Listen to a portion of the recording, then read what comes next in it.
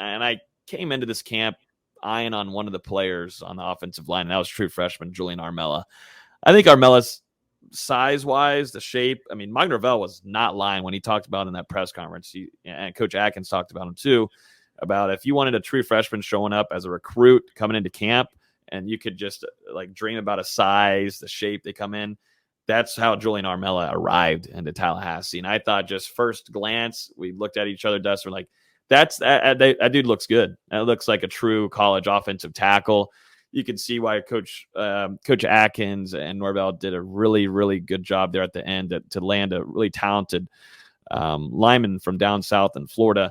He's impressed too on the field, man. I mean, I think one of his best days might have been yesterday. Hey guys, it's Terrence Mann. You're listening to Hear the Spear, presented by Noel Game Day. Go Noles. Hey, what's up? This is Peter Ward, aka E-Dub, in the house. We're listening to Hear the Spear, presented by Noel Game Day. Go Live, go Noles.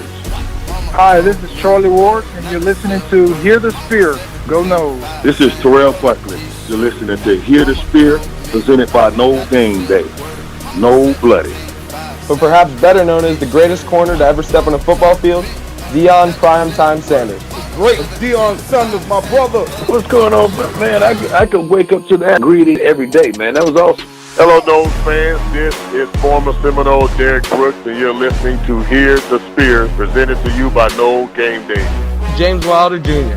What's going on, James? Thanks for having me on. SSOD, Florida State or Die, and go Noles. William Bar None Floyd. Gentlemen, what's up? What is happening, guys? This is Logan Robinson from Hear the Spear, presented to you by NoelGameDay.com. We are here on a fantastic, absolutely, really gorgeous last couple of days here in Tallahassee as Florida State just wrapped up their first week of fall camp. Mike Norvell and the Seminoles, a very, very competitive first week. Dustin Lewis, our editor-in-chief at NoelGameDay.com. We'll discuss it all along with me. We're going to give our thoughts into every single thing imaginable, including going from first day all the way to the first day of pads, which happened on Tuesday morning. Dustin, good evening. This has been a busy last week and a half. We knew it was going to be this way, but it does actually really feel good to be now able to report something and not just talk about some gibberish throughout the offseason, which we have been kind of doing. No, for sure. It's definitely great to get back into it. But then when you do get back into it, you realize how much you're getting back into, with the 6 practices and 7 days. So it was nice to get off a little bit today and just kind of hang out, write a couple articles at home. But we'll be back out there tomorrow and Friday for practice 7 and 8, leading up to that first scrimmage in Doak Campbell Stadium on Saturday night. And yeah, there have been some encouraging signs over the first 6 practices. I think it's important to note, we're gonna be a little optimistic tonight with some things, but we're not saying Florida State's going 12-0. We're talking about this. I would say, Logan, if you agree, we're talking about a team that's in the 6 to 8 win range right now, and that's how we're going to be a little positive, but take it in that direction. Not like we're saying FSU's going 12-0. I'm glad you just went ahead and said that in the first 2 minutes before we just to clarify. I mean, because there's definitely some positive things that we're going to talk about that came out of this first week that is a lot different than the spring. I was really solo dolo. We had Maddox with us in the spring, but on the show though, I was solo dolo, kind of just giving my thoughts of what I would see, and I didn't really get to have a discussion. I wasn't able to have more eyes on here than we would have at practices to talk on the show. So it'll be nice to be able to discuss with Dustin here. This is now just a duo show. Don't worry, Austin isn't gone. They've got a big time thing that he's doing with his other job over there in Charlotte, opening up a new shoe store with the Kicks. So he just wasn't able to join us, but we'll have Austin on next week for sure. So me and Dustin are going to be able to go through a lot of things. We split up during practices and we have different takes on a few things, but it has allowed us to, quarterbacks, we can go watch that. Someone's out there evaluating that. Or if you've got the O-line versus D-line, which they've been doing a lot of, I'm able to go there, and then you're over there watching wide receivers versus DBs. So our eyes are everywhere. We're definitely outnumbered if we're talking about other outlets out there by a large number. But we're going to try to give you guys some good analysis. We do what we can. We do. We're going to try to give you guys some good analysis from what we've seen. We're going to be real with you. And I think that's exactly what the listeners want to hear. And we've definitely appreciated y'all hanging out with us this evening. As always, this is the podcast on iTunes, Google Play, Spotify. If you're on YouTube or any of the other places that you're listening on right now, audio-wise, hit that subscribe button. If you're on iTunes and you enjoyed the episode, feel free to leave a review. It definitely does help to bring in some more FSU fans. A lot of people coming in from Facebook this evening and YouTube, so please share with everybody.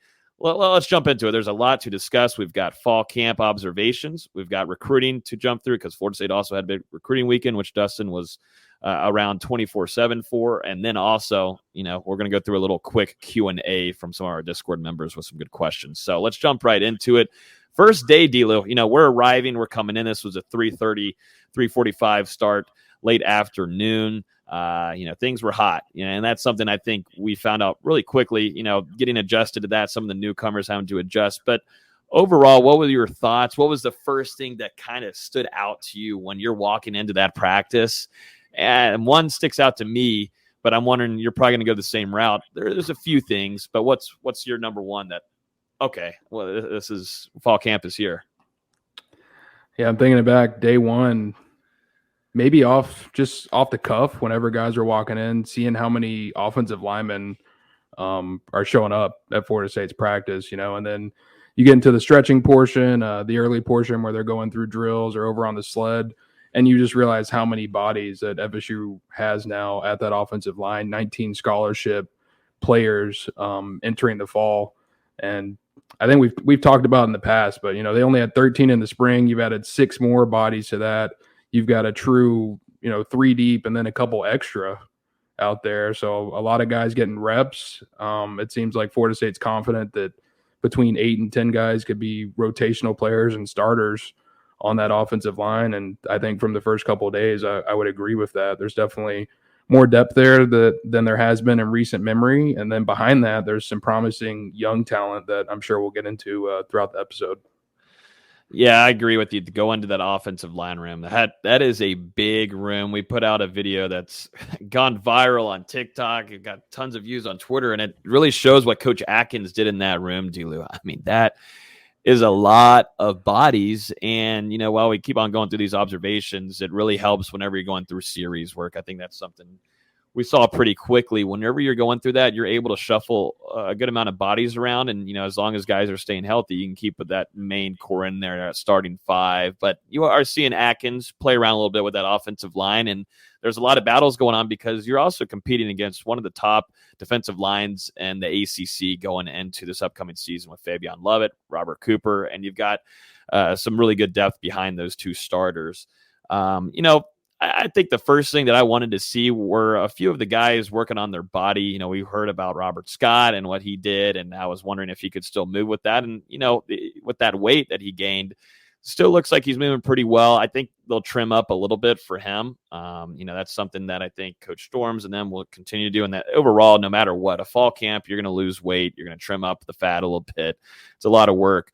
But, I wanted to see Robert Scott. I also wanted to see A.J. Duffy. I thought he came into the camp had some extra weight on him. I wanted to see him trim off a little bit, and you could see that he is definitely moving a little bit more fluid in the pocket than he did in the spring.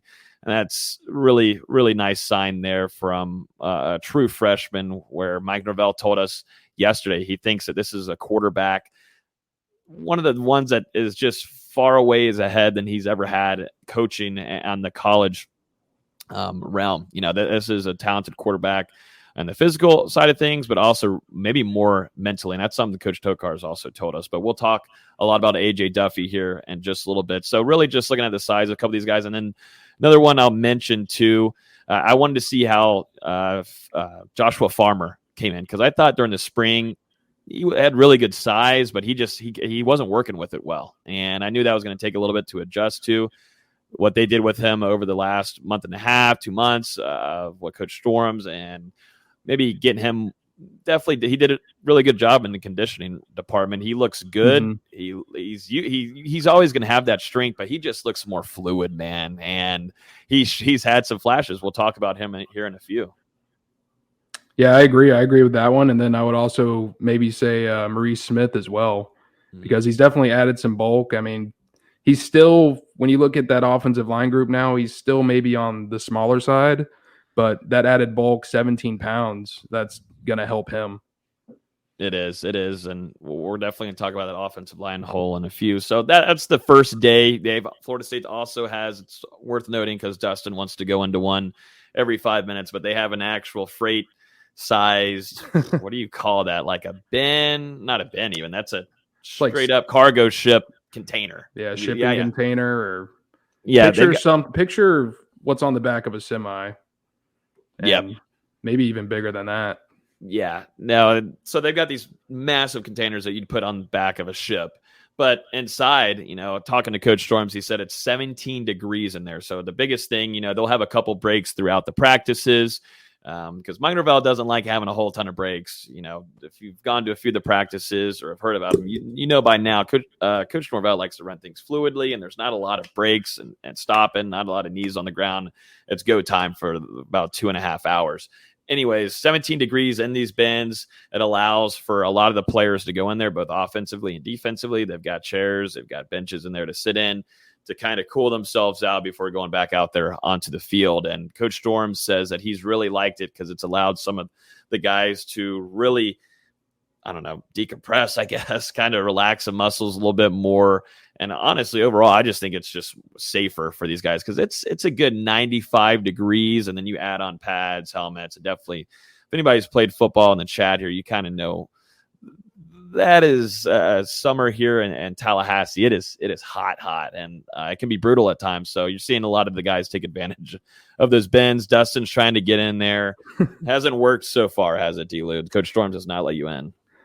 Not quite, but I'm trying to figure something out. Maybe write a story on it or something so I can get in there for a couple minutes and just check it out. Because man, I'm not putting in nearly as much effort as these players are at practice, but I promise I'm sweating too. And I do keep my eyes on it. I noticed a linebacker go in there the other day just to cool off, and I was timing it on my watch. I'm like, man, is he going to come out? Is he good? I was thinking about having to yell at Coach Storms to myself to get that door open, make sure we're not losing anybody. But he's all good.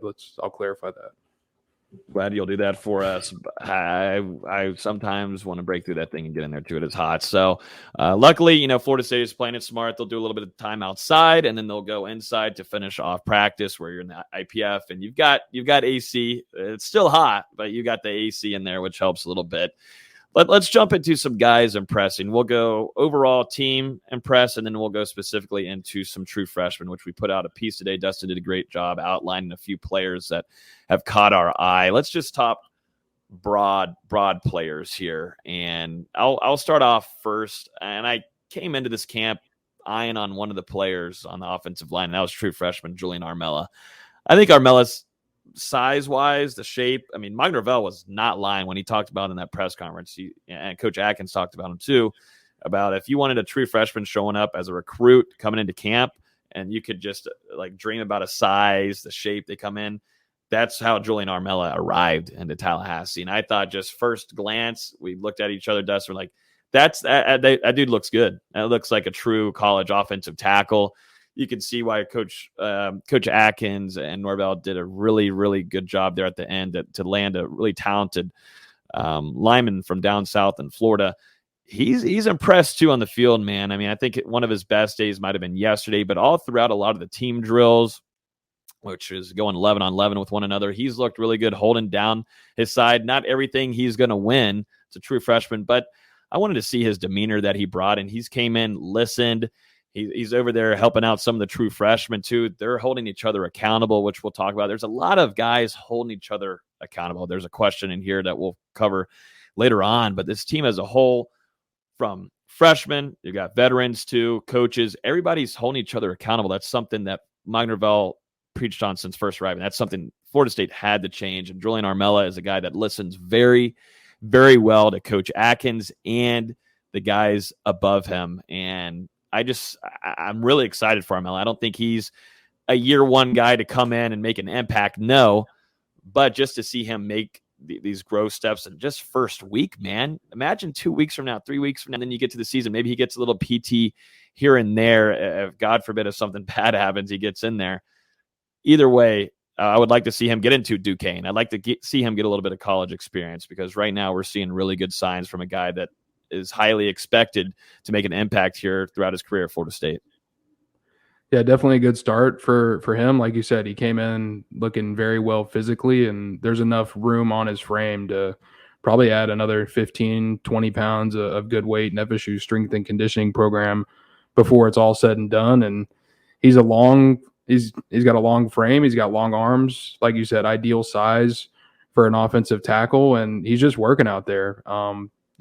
He's still growing. He's a true freshman, just getting introduced to this level, and he's going up against some very talented defensive linemen in practice. And there was one instance where he got put on his back, and then he got a nice move put on him. And it was kind of like a welcome to college football. And I think he came back the next practice or two and put one of the best defensive ends on the roster on their back. And so he's had his ups and downs, but the potential is there. And like you said, Logan, in my opinion, at least it would be a disaster if one of the 6 true freshman linemen doesn't redshirt this year. With how much depth and experience you have in front of those guys, I think it would be huge to let them grow. But over the next couple of years, Julian Armella, Kaniah Charlton, some of those guys that came in, they're going to be very productive for Florida State. Mm-hmm. Yeah, I like what we saw from Armella. He had a really good day yesterday. He had a one-on-one rep there with Jared Verse, and you got to say, Armella got the best of him there. And we know Jared Verse doesn't play. That's a really nicely sized defensive end there for Florida State. I think another one that I got to mention here, and it's a mix of a surprise / impressed, is Deuce Spann. I mentioned him a few times here on the show during the spring. And going into our wide receiver position preview that we did just before fall camp, we didn't talk a whole lot of Deuce Spann, projecting him to be an impact this upcoming season. I now am starting to reverse course on Deuce Spann. I'm now expecting Florida State, if things keep on going, he keeps growing and understanding the playbook, keeps connecting, building chemistry with his quarterbacks, and then keeps on making these plays. I think he is going to play in this offense for Mike Norvell and Florida State and what they want to do, because he's a legitimate threat downfield and being a really good catcher whenever that ball's there. He'll put on the jets and he'll bring it in. Definitely if the quarterback's putting it at the right spot, which, you're seeing Jordan Travis get better there. We'll talk about quarterbacks in a few, but Deuce Spann has been a nice surprise. Dustin, what are your thoughts on number 5 here? Yeah, Deuce Spann, he has the athletic traits, and you look at his 6'4" frame. And the thing is, he's not a natural wide receiver. This is a guy that played quarterback in high school. He was recruited to Illinois to play quarterback, and he's only been playing receiver for about a year now. And I think he looked a little bit raw maybe during spring practice, but he's definitely taken a lot of steps forward over the last couple of months where, he's not the most natural route runner at this point, but he's taken steps forward in those areas. And I would say the same things with his hands. He's definitely, like you said, Logan, he's definitely gotten open. He's been wide open deep, and he doesn't drop the ball a lot, but there's times where it comes into his hands and, he bobbles it a little bit before he brings it in. Norvell's been on him about that, but he's been improving every day. He's made some big plays out there already in fall camp, and his playmaking potential might just be too tantalizing to keep off the field. But it's important to remember, like I said, he's new to this position, and his best football is ahead of him. And once he gets it all figured out as a wide receiver, getting the timing down, building chemistry with these quarterbacks, becoming that elite route runner, he's going to be a heck of a player for Florida State, not just this year, but this is a guy who has 3 years of eligibility left in the future. Mm-hmm. Yeah. And that's something that Florida State would love to have after a passing attack. Didn't really have an attack last year. In my opinion, a lot of things could have been better. I think chemistry, you were hoping a lot from some other guys. And I think you also were understanding where guys need to be, just like Ja'Kai Douglas. They needed to use him more in different spots, and they kind of find that now. He's a great X guy, and he can go be a deep threat. If you can add that with Deuce Spann, that's a nice kind of tandem there. When you also add in Malik McLean, which he can do the same. So having Deuce Spann, McLean has been excellent. Yeah, Brent, go ahead. Malik McLean has been Florida State's top wide receiver, just a consistent basis. I talked about this in the spring. I said Jordan Travis's favorite target is Malik McLean. That hasn't changed one bit. Number 11 has impressed really early. Dealey, what have you seen from him? He's getting separation. When he's not getting separation, he's making tough catches. You're not seeing a lot of balls hit the ground from him. And whether it's Jordan Travis or even Tate, I'm not sure if Duffy has, but they've connected with McLean on some big plays throughout the practices. I would say from practice 1 to practice 6, he's probably been the most consistent out of that entire unit. So I think it's important to bring up because he's, we saw those signs during his true freshman season. The potential is there for him to be a star college wide receiver, and he's putting some of that together in camp. If he carries it into the season, watch out. Yeah. And then real quick, I know there's some questions here in the chat just to give some updates. And we're going off of just a few names. We won't run through every because we'll be on here till 10:30 if we go through every name. But we're going off of the names that have impressed us early. So we're just going to name these. But I know there's some question about Micah Pittman. Micah Pittman, I think, is kind of going through the timeline of what he had in the spring. Slower start, whereas on the other side, you see Johnny Wilson. I think you just see the impressive physical attributes. But Johnny Wilson starts off a little bit faster than Micah does. And I think Micah, he holds himself, if someone on the field holds himself accountable, let me go and tell you right now, it's Micah Pittman. I mean, that guy, he does, I mean, he probably got his helmet replaced already. Yeah, I was going to say, he does he gets ticked at himself. And it's good to see. I saw one play where things didn't go the way that Micah Pittman wanted to go. They had a ball going to him. There was a drop there.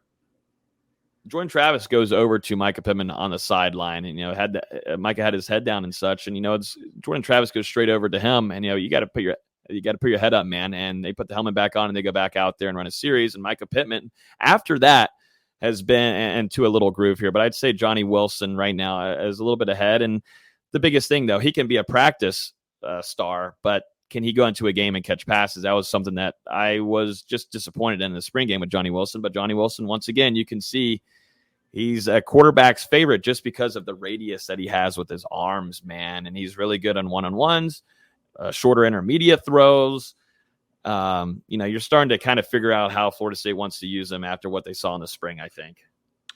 Yeah, I kind of think it's the same thing for both of them. Just catch the football. They're getting themselves in good position. When you look at Pittman, he's probably the best route runner right now in that entire wide receiving core. He gets open a lot, very shifty guy, but there has been some drops. And I mean, same thing with Johnny. We talked about it in the spring.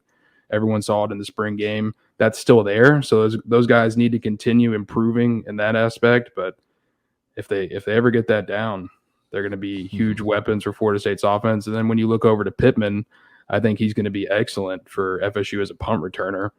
They're not live in practice, but just watching him compared to maybe some of the other guys like Keyshawn Helton, Ontario Wilson. They've got Mike Russo's, the Columbia grad transfer out there with the punt return unit. There's a couple others as well, but I can't remember them all. He just looks like the most natural when it comes to it. There's no false steps. There's no hesitation. It's catch the ball, go. And I was showing it to you, Logan, the other day. I mean, compared to everyone else, he just explodes as soon as that ball is in his hands.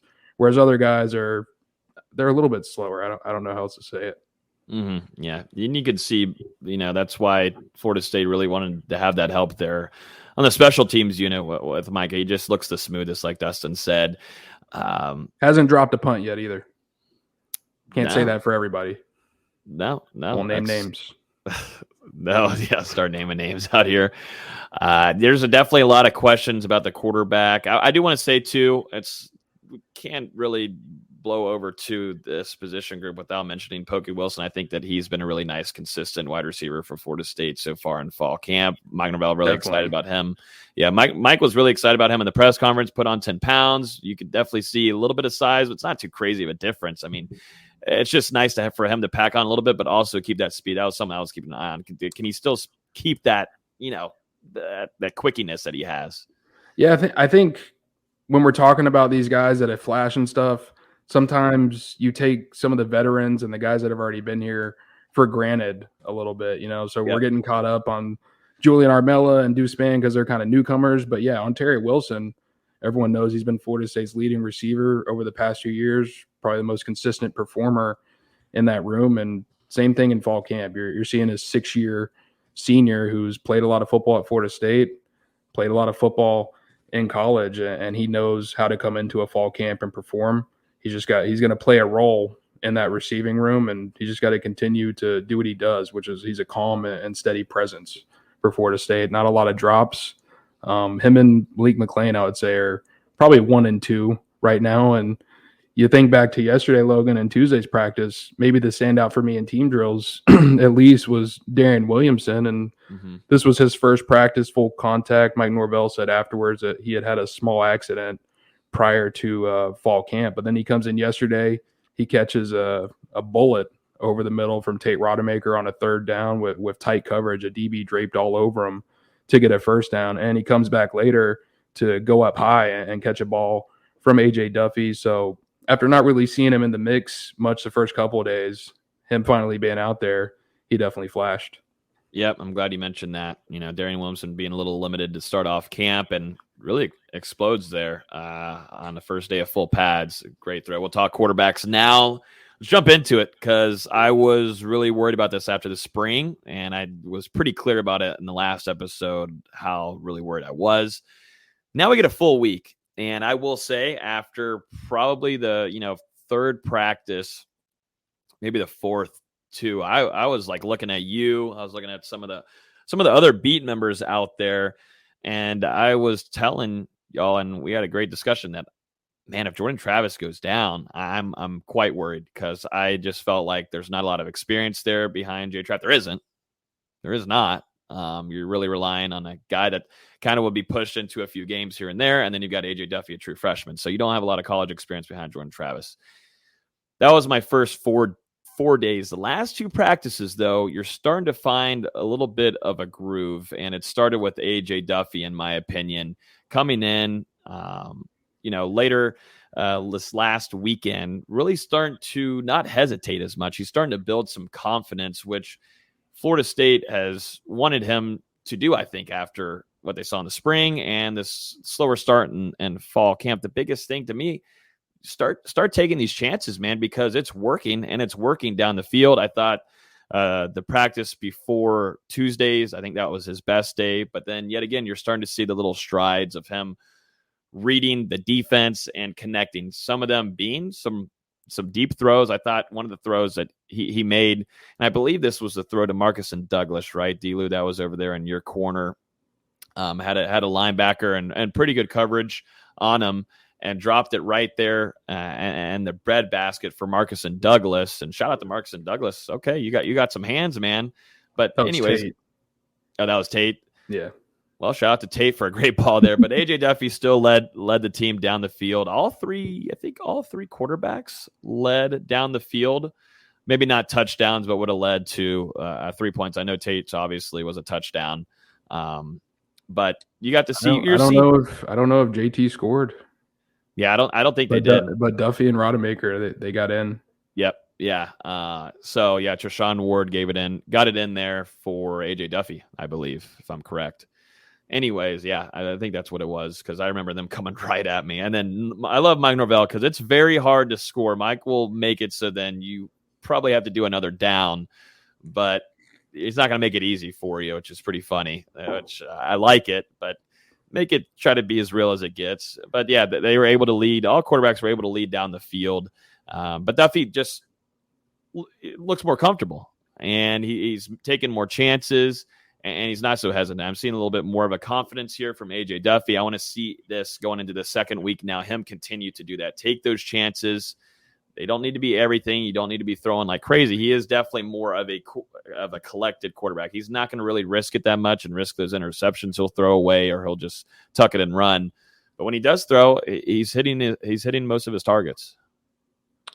Yeah, I agree with you. Like you said earlier, he looked a little hesitant early in fall camp. It seemed like he was still getting that confidence to just, not think about it and let it rip downfield and make plays. And he struggled with that, I would say, first three or so practices. But the last two and a half, he's been a lot better when it comes to keeping his eyes downfield and not just scrambling out of the pocket. I think back to, maybe it was Monday, but there was a play.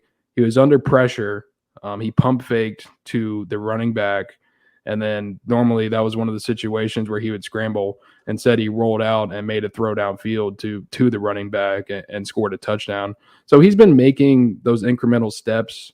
But it's been a little bit up and down. I would say same thing with Tate Rodemaker. He came out yesterday and man, he had a terrific drive in practice. I think that was one of the plays where he hit Darian Williamson, and then a couple of plays later, like you said, he hit Marqueson for that touchdown in the end zone. It was a terrific stretch, but then he comes back the next drive and nearly throws an interception while going back across his body. So you see some signs of brilliance, but you also see those moments where these guys, they don't have a ton of experience. Tate's been here for a couple of years, but he doesn't have a lot of game experience.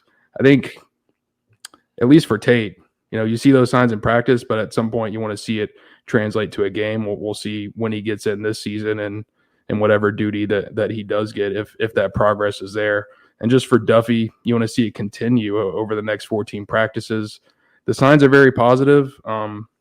Mike Norvell's comments, I think he's trying to continue to give that young guy some confidence, and he could be a good one for Florida State. The potential is there. They just have to keep building on it every day. Mm-hmm. Do you have anything more really mention-wise of players on offense? I know you got the running back room, the tight end room.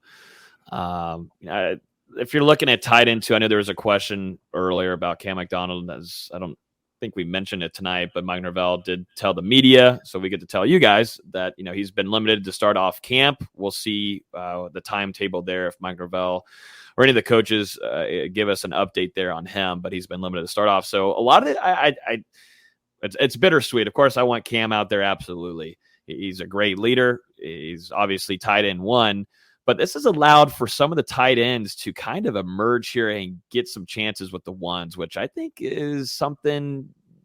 I take things on the optimistic side. You're now allowing Jackson West to get in there. Courtney, you got Marcus and Douglas also thrown into the mix. And then you got Darrell Powers, who, man, seeing him in person, that is, you got to like what you see out of him.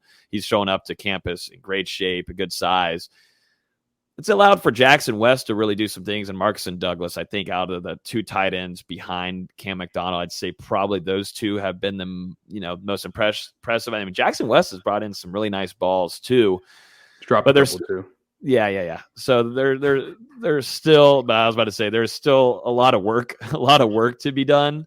But you can see some of the staff, though, giving some love to Marcus and Douglas for his blocking. And that's something where I was questioning with losing Jordan Wilson. As you know, UCLA transfer from last year, only 1 year available. He's gone. Who's going to jump in and kind of be more of that blocking type tight end, which Florida State can utilize? And then also, I mean, we saw it. I don't want to give away the playbook, but, Markson over there, they utilized him and brought in a touchdown from Rodemaker. Any other offensive side of the ball worth mentioning here to you? I would mention Brian Courtney with that tight end group because, who was I talking about earlier? Like we were talking about Deuce earlier. Deuce is a converted quarterback. Now he's a wide receiver. When you look at Courtney, he played quarterback, and now he's playing tight end at Florida State. So he's still transitioning to the position. It does help that he's been here since the spring. He's got tantalizing athletic potential, a guy that Norvell has thrown some praise on. And we saw him yesterday connecting with JT on a pass to get Florida State into the red zone. He's not going to play a big role this year, but in the future, as he figures it out, there's definitely something there to like. And maybe on the offensive line, I would go with Maurice Smith. I thought he's been very good for Florida State at center. Not too many bad snaps, definitely some here and there, but definitely not too many. And he's holding his own up there in the middle against Robert Cooper and Fabian Lovett. And you go over to one-on-one drills. He's had a couple really nice battles with Robert Cooper where he was able to prevent him from getting to the quarterback. So really that added bulk, that 17 pounds from 271 to 288, if I'm correct, has helped him early in fall camp, and excited to see those signs. Mm-hmm.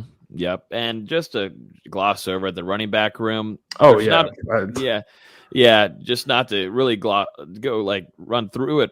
But, I mean, you got to like what we've seen from Treshaun Ward, a really fiery guy, man. He's definitely got a chip on his shoulder because I think he knows that Benson is there to take some snaps, but I think that the tandem that they have a really good relationship, guys. I mean, if Benson goes down there and scores, had a really good run, Treshaun Ward is the first one running down there, jumping on him, celebrating. That's just kind of how this team is as a whole right now. You're seeing that, the chemistry, the leadership. A lot of guys really, like Norvell said in the press conference before fall camp, these guys are a family now. They really do love each other.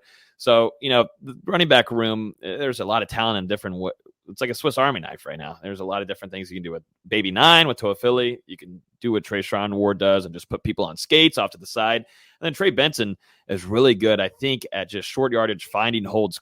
He's good at finding those short yardage plays where you think it is, and he can break one open. He's that kind of player. And a lot of the linebackers, we're hearing DJ Lundy, Kalen DeLoach talk about Trey Benson and say, man, at some point, you just got to pick an angle and go with it. If not, man, you're at risk of missing a tackle, getting your legs taken out from under you. Like, there's just some certain things that Trey Benson can do, but he's definitely a short yardage guy where he, out of nowhere, things explode and he can take it to east to west, or really his favorite, going up north and south, man. He can do it pretty well. Yeah, really all 4 scholarship running backs and CJ Campbell, they've all had their flashes so far during fall camp.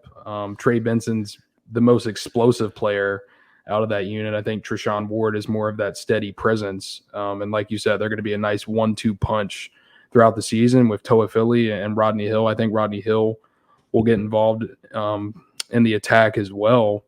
And just looking at it so far through practice, most of these guys, all of them, I think they can kind of do it all. They can run the ball. They can also contribute in the passing game. And we'll see Florida State, I think, try to utilize that some in 2022, just to get the ball into their hands as much as possible, because there's some real talent back there in that backfield. It might be the strongest position group on this offense as a whole from top to bottom. I mean, there's just so much depth there, and I think you're comfortable with any of those 5 names stepping back there to carry the football. Mm-hmm.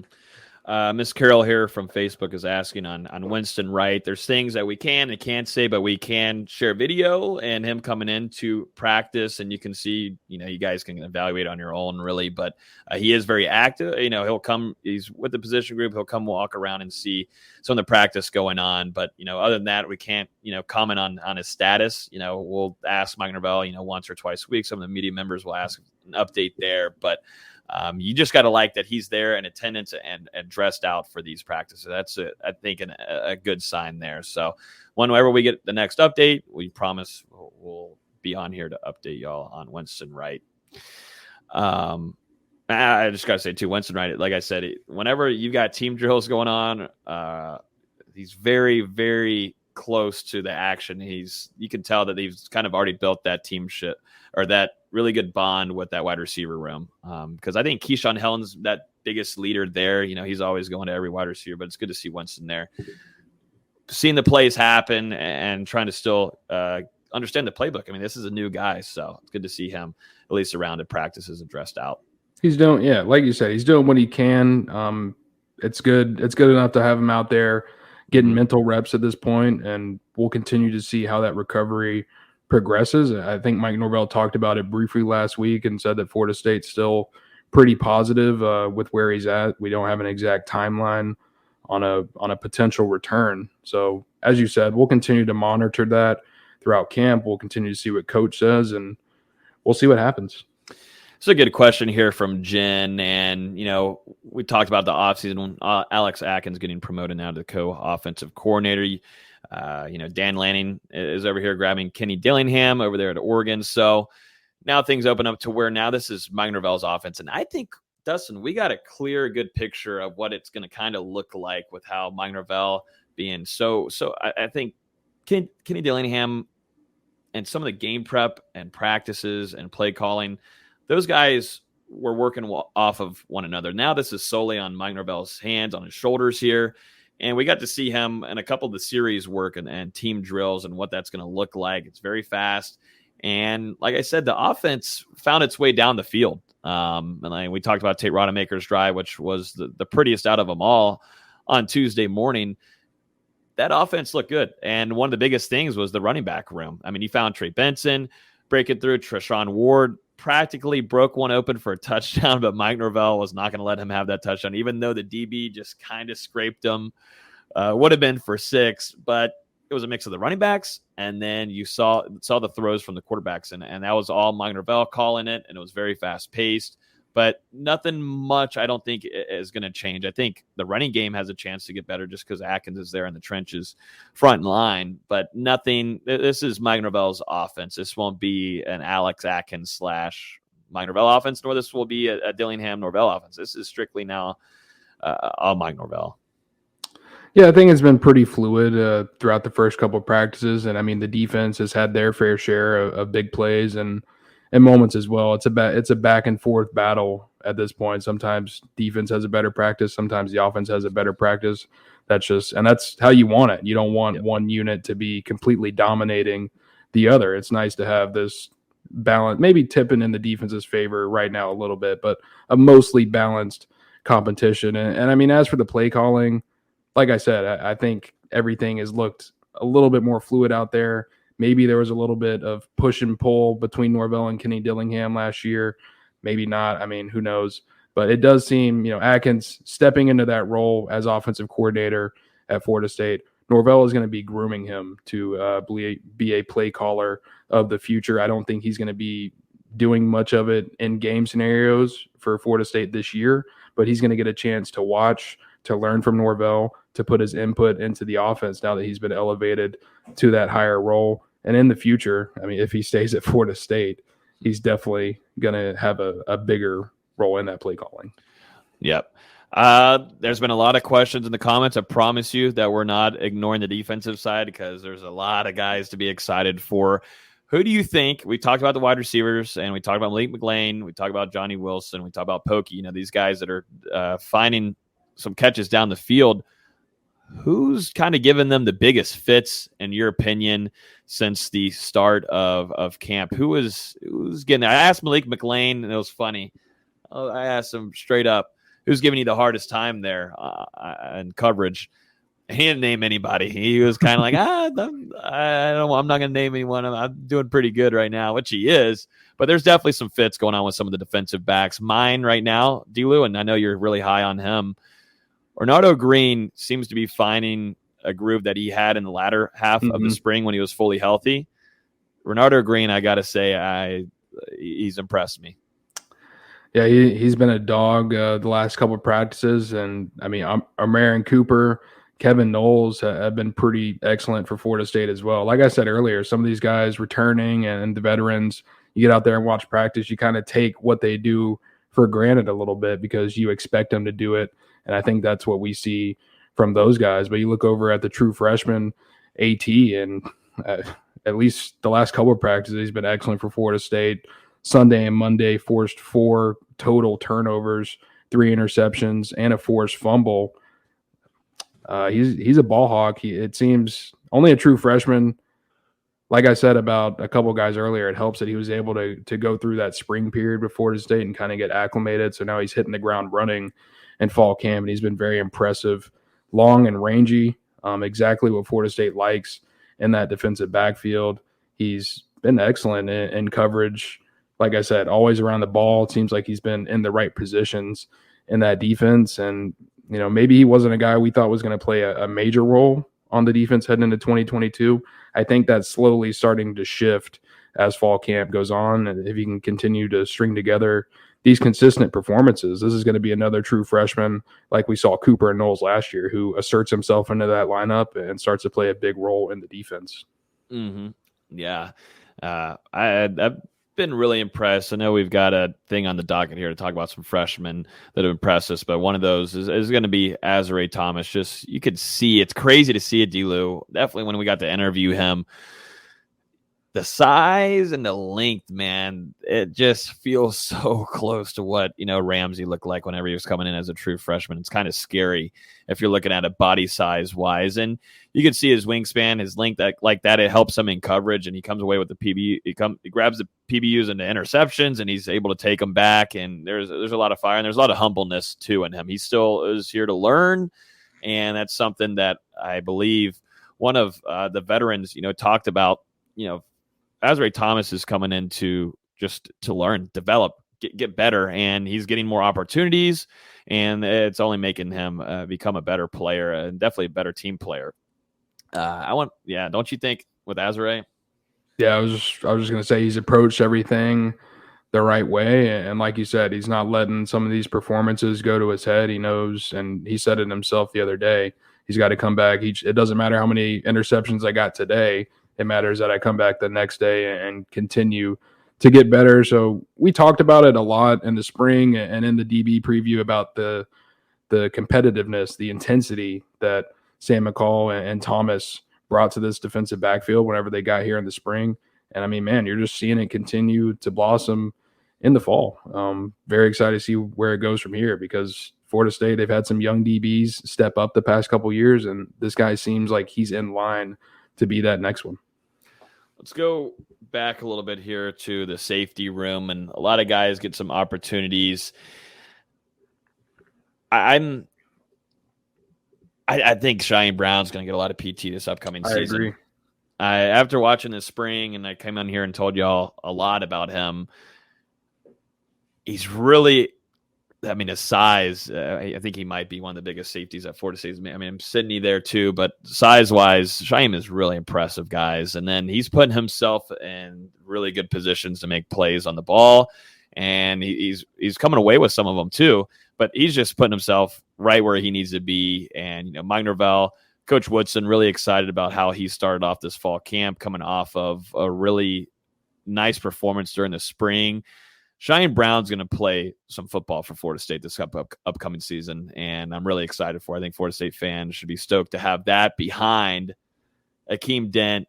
And then you've got, of course, Jamie Robinson there too. You've got Sidney Williams back healthy, but to have Cheyenne Brown there to be, I think he's your third guy in that room too. If guy needs some time out, throw Cheyenne in there. I think he knows the playbook well. I don't know. He just puts himself in really good positions.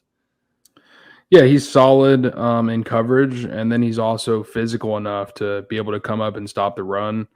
Watching him work downfield against the receivers has been impressive, but then whenever you see him come up and make a tackle for loss, and they're not taking these running backs to the ground all the time, but he's in position to where he's getting tackles for loss if it was a game scenario. And we saw it last fall too. He was one of the guys that came in and stood out, and then he wasn't able to do much during his true freshman season. But I think having another year in the program, another year in that defensive system, it's just allowed his confidence to grow. And he was a natural playmaker last year. This year, when you look at it, he knows the system. He's not thinking about things as much. He's just going out there and getting it done. So like you said, he's been very impressive in that safety room. I thought Sidney Williams has had some flashes as well. McClellion continues to just be solid for FSU, and those guys are getting a little bit of more opportunities right now, because as Coach Woodson said the other day, Keem Dent, Jamie Robinson have missed the last few sessions. Mm-hmm. Yeah, worth noting there. Going down outside of this defensive back room to linebacker, Tatum Bethune had a really nice day, I thought, on Tuesday. Maybe one of his best. He had a couple tackles for loss. I think he had a sack too when they were going through series work. Bethune, I just don't think he's going to be a splash practice guy. I think this is all going to come down to game time just because of the experience that he has and he knows where to be. But Tatum had a really nice practice on Tuesday. Who do you kind of stands out per se? Because I know there was some question marks here too, because that's one thing that I think Florida State going in this week too, I want to see them get better at. It's probably a little bit of coverage and watching the boundaries, because a lot of the running backs were able to get on the outside to them quite a bit. Other than that, is anybody standing out to you right now in the first week of fall camp? Just on Bethune, I think he was an excellent addition for Florida State through the transfer portal. A guy that got triple-digit tackles last year at UCF. He talked about having groin surgery over the summer, and now he's back fully healthy from that. And I think you can see it with his mobility. He's looking good out there for Florida State. He's in very good shape. And I think he's going to compete for the leading tackler on FSU's roster this upcoming year alongside Jamie Robinson. Very experienced player. Not the biggest linebacker, but he's physical enough. He's thick enough to go out there, be a thumper for Florida State. And he's also solid enough in coverage, and I think him and Deloach is a nice little combination. And then behind them, DJ Lundy, I mean, man, that guy is in tremendous shape. He's trimmed up a little bit. He looks much better in coverage, and he's another guy. Like I said, another year in the program, another year in the system. He just looks more confident with how he's moving. There's a question here from Jen. Do you think with Randy Shannon now be at the helm for the linebacker position group, will it help it? And I think it's hard to evaluate this until we get the game. Really, I don't see too much of a crazy difference with how Marv was with Randy. You know, that's something that's more of a game type question. But you got to hope, though, with his experience of how many years he has, you would hope that would help this room. And I think this is going to be on the defensive side of the ball. This is going to be one where it's going to be the weakest link, in my opinion, because we're about to get to trenches and we'll talk defensive ends, which I thought was going to be one head in the spring. It doesn't seem to be the case anymore. Linebackers, I think, could either continue to get better. I mean, you saw Deloach last year, blow up. That was a nice surprise for Florida State, and you're hoping for a big time year 2 starting from him. This is more of a game type of thing where we'll evaluate that after Duquesne, but really it'll come into the LSU game, in my opinion. And plus, only 1 week of camp. But I will say, Randy Shannon is really hands-on, and he'll make it clear when things aren't going right, and that's just nice to have from a coach that has that much experience. But we'll see. We'll you never know until you actually have a game when it comes to like a question like that. I don't think it's any surprise that Randy Shannon joined Florida State last offseason, and then the linebackers had their best year on the field, and Deloach improved in quite some time. And I expect that to only further continue now that he is the position coach. You look at it, he coached Bethune at UCF, so they've worked together in the past, and he worked with the majority of these linebackers last year, and I truly believe he was instrumental in Deloach taking some of those steps forward. DJ Lundy was solid for Florida State last year. And if they can figure out how to use Amari Gaynor correctly, from game to game, I think he could play an impact. And then a guy to me, this is maybe one that might come as a little bit of surprise, but converted safety, Brendan Gann, who's now down at linebacker. I thought he's shown some real strides from where he was in the spring to now, and he's made some plays out there, had a couple impressive stops during goal line drills for Florida State the other day, and I was like, is that number 38? I was like, is that Shaheem Brown? No, that's Brendan Gann. It kind of surprised me, but I mean, props to that guy for making the position change to linebacker and then coming in and showing some flashes. So we'll see if he gets involved in the rotation, but I think there's something to work with in that linebacker room. Kind of limits things a little bit, with that 4-2-5 defense. So you're not going to have a ton of guys out there in most scenarios, but regardless, there's talent there for Florida State. There's something to build on. Yeah. Gann has had a few splash plays there, and you can see even with being maybe an undersized guy, he still is. Florida State's one of the hardest hitting guys. He doesn't care. I mean, he's going to come at you no matter what size you are. Let's jump into the defensive line unit as a whole. We'll talk interior and on the outside. I mean, straight off the bat, I meant to mention, too, one of the things I wanted to observe on the first day was seeing Dennis Briggs, because I thought in the spring looked heavier, and he also wasn't fully healthy, so I wasn't going to fully grade what Dennis Briggs going to this fall camp. I just wanted to see him condition himself and be in better shape, and also see him fully healthy. That is the case.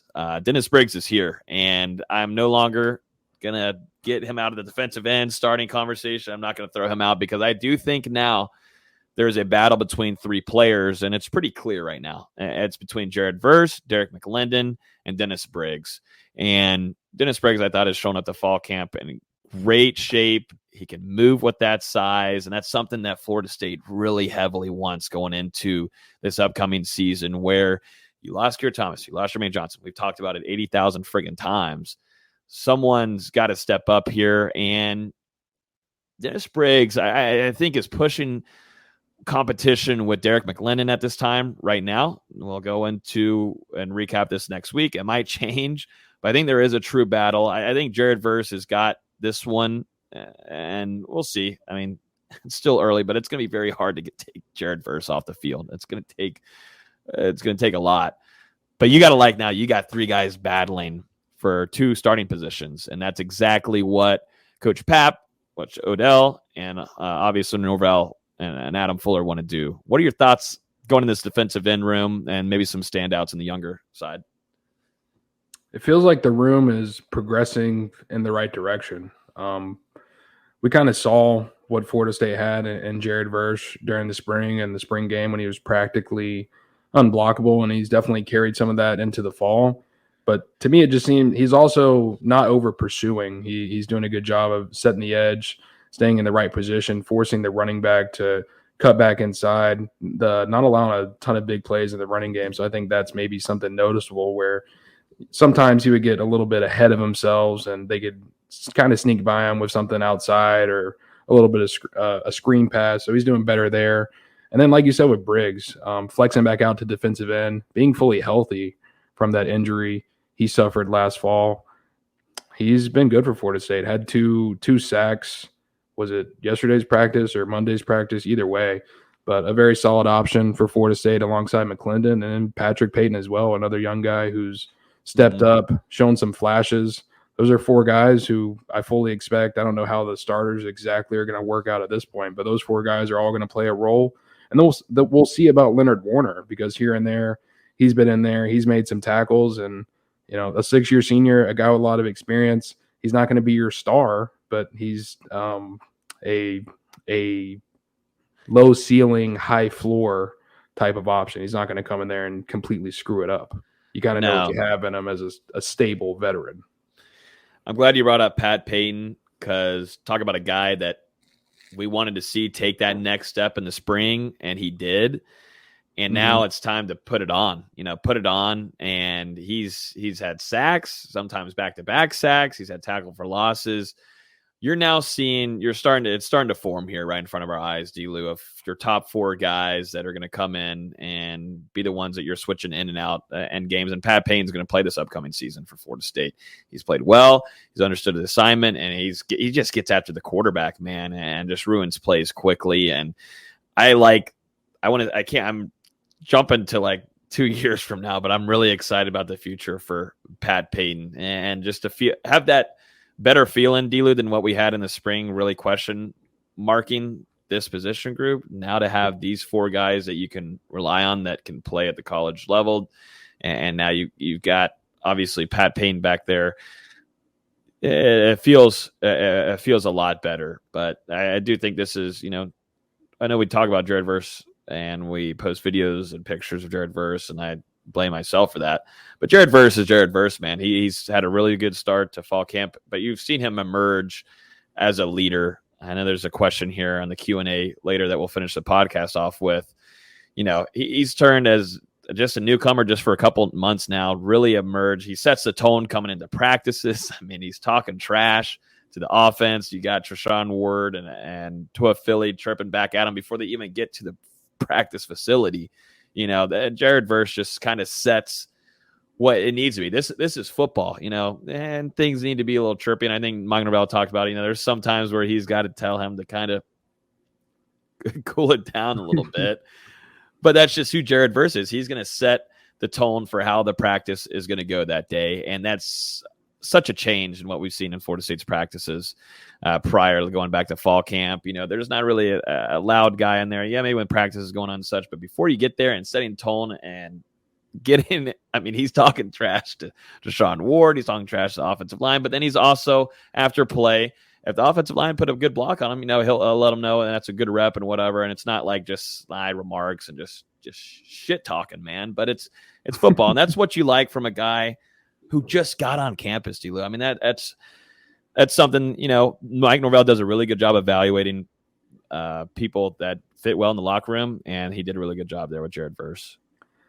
Maybe what stands out the most about the trash talking is just how calculated it is. It's not something that's 24/7. He uses it at certain points to make an impact. So like you said, first day of shells, he's walking in talking trash, and they did their business on the field. Then you come back the other day, first day of full pads, Jared Verse, one of the final guys to walk into practice, calm, cool, collected, just a look at business on his face. What did I say to you, Logan? I think I whispered in your ear, the calm before the storm. Mm-hmm. And that was one of the first times I had seen that, where he's just stoic like that. But then he gets into practice and he's talking trash. He's getting after guys. And like you say, he's stepping up as a leader multiple times after plays. Whenever, if he's coming off the sideline with whoever was out there with him at defensive end or on that D line, he's talking to him. He's asking him, what they saw, why they did this, why he did this. And then he's watching while the younger guys are out there. They're coming off the field. He's talking to them about certain things. It's been very impressive to see just how much of an impact that he's made for Florida State. He's going to be big on the field, but then that leadership, that confidence, I think he brings to the whole defense is going to be big off the field. Yep. Let's go to the inside now to kind of finish off the first reactions of fall camp. Like your reaction there, D-Lou, when talking about it, there's a lot to like. There's a lot to like. Fabian Lovett, Robert Cooper. I mean, this is what they did in the spring, and they'll continue to do this. And you just see just the size, the power, the rush coming through. I mean, these guys look the part. We already know. We don't really need to harp much more on Lovett and Robert Cooper, how they look. I saw a tweet to me. I put out a video of Ayobami Tafase. I mean, just ridiculous how he should look that size and in shape for how big he is. But next to Robert Cooper, and someone was saying, Robert Cooper doesn't look great. He looks too big, too much fat, too chubby, whatever. Robert Cooper is smooth, man. That guy, he looks big, but he does what he needs to do, and he's a guy that will lead drills. He's going to the next station quicker than sometimes all of them. I mean, this is a guy that leads the room very well, and Mike Norvell is really excited for Robert Cooper this upcoming season, and I can see it. There might not be crazy flashes in practice, but when it comes to game time, just like we saw in the latter half of the season and a few times throughout it, Robert Cooper can make a big-time impact. But we kind of already know what you're going to get out of those two, D-Lou. Fabian Lovett is his money year for both of them, but, I think Fabian Lovett, that's a mean human being in the middle, man. That is a mean human being. It's just guys that are that big shouldn't be able to move like that. And then whenever someone does catch a move, and he's like, all right, I'll just put you on your back. He's terrific. And Robert Cooper, he's just a big human being. But when you look at the past, the last couple of years of his career, I think he's coming into this camp probably in the best shape that he's ever been. I don't think there's been any question with Cooper or Lovett's conditioning throughout the early couple of practices this fall. And I think I said it earlier on the podcast. It wouldn't surprise me. They look like they're in better shape, and their bodies have just taken another step forward. They've been in college for so long in these strength and conditioning programs. It wouldn't surprise me if they're in a position to play maybe even a higher percentage of snaps than they did in 2021. Mm-hmm. Some guys to note here. We talked about him earlier, but Joshua Farmer looks just performance-wise better than how he did in the spring, and that's because he's been able to understand and to get a feel of how much weight he's put on. I think that was kind of a thing to get used to for the spring, and now you're seeing him make some really nice strides. We're getting to see him and offensive versus defensive battles. Usually you're looking at a 3v3 type of situation, just depending on what kind of play scheme that they're going off of, run, protect for the offensive line. So Joshua Farmer, no matter what, man, that guy is strong as hell, and he'll come through. I thought Farmer has had a nice start to fall camp. And I want to mention a freshman real quick. I thought, man, he had flashes in the spring, and he's continuing to do them more. Bishop Thomas, I don't think he's going to play a vital impact this upcoming season.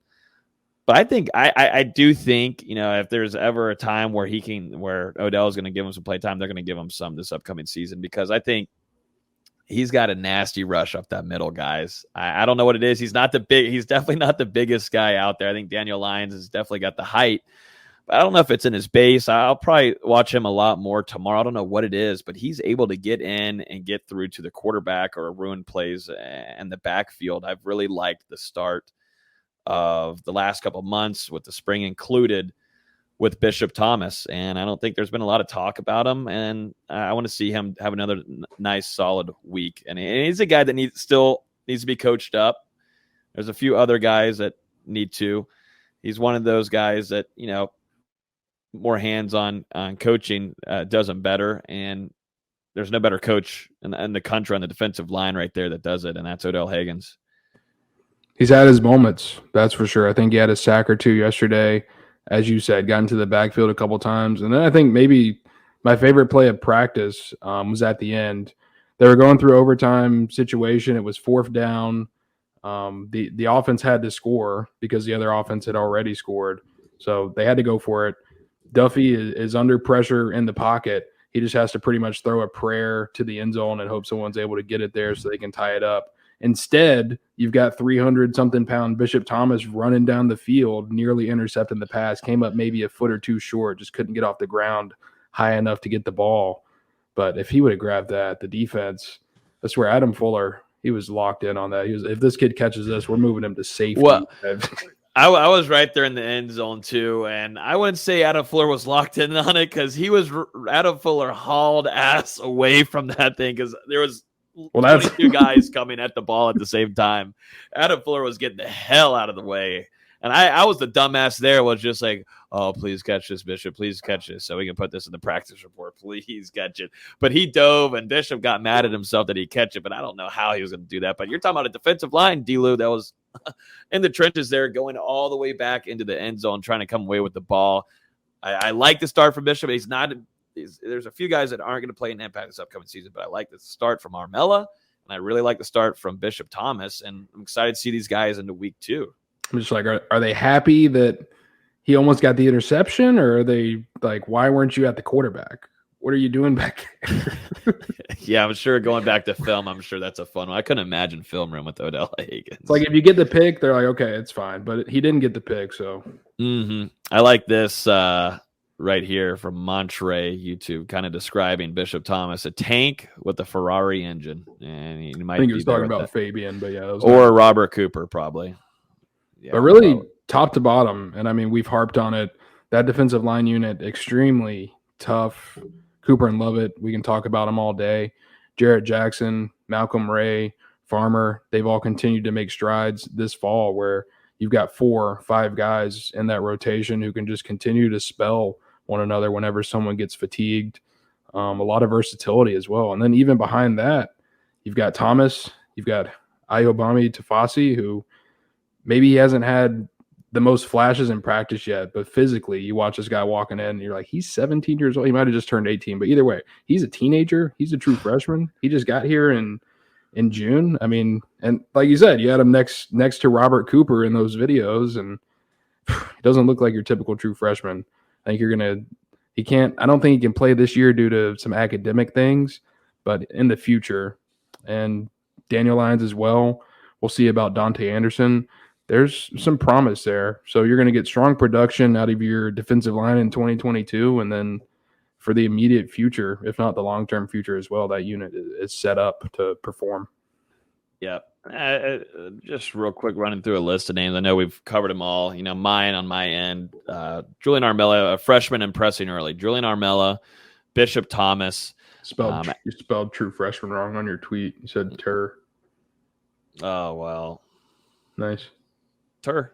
Hopefully people will understand that. But true freshman coming in, Julian Armella, Bishop Thomas, along with Azare Thomas are probably my top 3 guys that have really stood out to me to start this fall camp. They've had a really, really, really nice start. And one thing that I like about them is that they're really good observers and listeners. I think that's something that, Mike Norvell has preached on a lot, and that's something that this program has lacked a lot. Just listen and take it all in. And that was a little bit of a different expectation of what I had for Julian Armella to start this camp. I thought he'd come in a little bit more talkative, chirpy a little bit.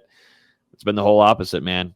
And that's a great game plan from him. I think Norvell, Coach Atkins really got to like the start for Armella. Yeah, and to add to that, I would go with A.J. Duffy, just with some of those signs we've seen in fall camp, and then Rodney Hill. I mean, Rodney Hill just continues to blow me away every day we're out there for practice. And it's such a shame that Florida State has so much depth at running back, because this is a guy who I think could be a contributor from day one in most college backfields, but he's got 3-4 damn good players right there with him competing for snaps. Already looks like he's been in college for at least a year. He's built, despite, I think we talked about it. He moved from the high 170s to the low 190s, and he's kept the speed. He's just a burner out there. Whenever he gets a little bit of an opening, he's gone. And there was one play in particular, he cut back across the defense and just a wide open touchdown. So Rodney Hill is going to be a good one for Florida State in the future. We've got a quick Q&A that we'll jump through, some questions that we got sent through us through Discord that we'll go over here in just a few minutes. So not talking special teams. I will mention Norvell wasn't happy with what he saw on Tuesday. So he said that was the worst performance by the special teams unit, mainly just the specialists. He made sure clear of that there, but it wasn't too happy with what happened. There was a block kick, and maybe I didn't see anything because I was on the defensive side of things. Maybe I missed some kind of bad block there, or maybe there was a bad snap. There was a few. I think it was a bad snap. Yeah, and Norvell wasn't happy about it. Knowles recovered or someone. Knowles. Yep, it was Knowles. But I will say, I thought we can't really deep dive into special teams, but watching it a little bit throughout practice, I thought the punting has been impressive. Master Motto, we all know the punter from down under. He's got a leg, but you look over at preferred walk-on Mac. I think it's Chewy Minto. He's got a strong leg as well, and I mentioned it to special teams analyst Carter Barfield the other day. I was like, man, there's not really many 6'4", 6'5" punters. And you look at Mac, the first thing when you see him walking to practice, I'm like, is that a linebacker? No, that's the punter. And I mean, he's got a leg to him, so you gotta like what you have in the punting department the next couple of years. Maybe not your most exciting position group, but one that's more important than most people realize. Hurt FSU a lot of ways last year. I know there's some questions too of some players in here. If we didn't, talk about any of them tonight, then there's probably they just didn't come out in front of our eyes. We didn't put them in our notes. Then that just is what it is.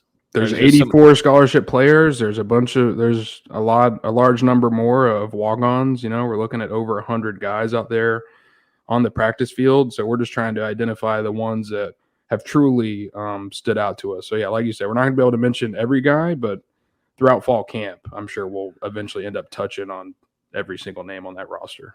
Yeah, no, we've got a long thing. Next week, we could be talking about a whole different variety of players. But when we start getting consistent like that, then you start understanding about who is probably going to be having a lot of playing time this upcoming season. So yeah, in order because we could go through every name and we could, we see a lot of guys, but we would probably be on here until 11 o'clock. And eventually we got to try to enjoy the day off, the one that we kind of have. Let's jump into, like I said, we're going to go into some fall camp Q&As here and about maybe 15 minutes, but let's jump in through some quick hitters and mainly recruiting stuff here on that side of the ball. I can go with that. Jacksonville State grad transfer Malik Feaster commits to Florida State over Auburn. We got to see him visit one of the practices, visited FSU as a whole. Seemed like things were heading in the right direction anyways, but Florida State lands Malik Feaster. Thoughts on this? Because he arrived today in Tallahassee. Yeah, this isn't a guy who's going to come in and unseat Kevin Knowles or Cooper as a starter at cornerback. But like I said about whoever earlier, I think kind of a low ceiling, high floor option, a redshirt senior, someone who's played a lot of football, who can be a dependable option in the rotation and not just, completely melt down whenever he gives up a big play or something. He's not going to be someone who's out of position. Yeah, he's not going to be someone, I think, who flashes necessarily either a ton, but he'll be in the correct spots for Florida State. He'll do his job. And Florida State, we know that they've been looking for an addition in that cornerback room over the past couple of months. They've hosted numerous JUCO guys, numerous transfers. We think back to Damon David from Oregon, took an official visit during the month of June, but then he elected to return to Oregon. So Feaster was one of the last options on the table for Florida State. They were able to get him in for that visit, offer him the scholarship. I believe, if my count is correct, they're at 84 of 85 allocated scholarships with his addition. And he's a redshirt senior, not going to take up a scholarship beyond the fall, not going to prohibit Florida State from putting out a scholarship in that 2023 class. So this late in the process, I mean, I think it's as good of an option as you can find, considering who they've already missed out on to this point. And like you said, Feaster arrived in Tallahassee this evening. I traded a couple messages with him briefly. He's not quite sure yet if he's practicing, but I would assume if he's back in town, that means he's gotten through the graduation process at Jacksonville State and everything's kind of checking out.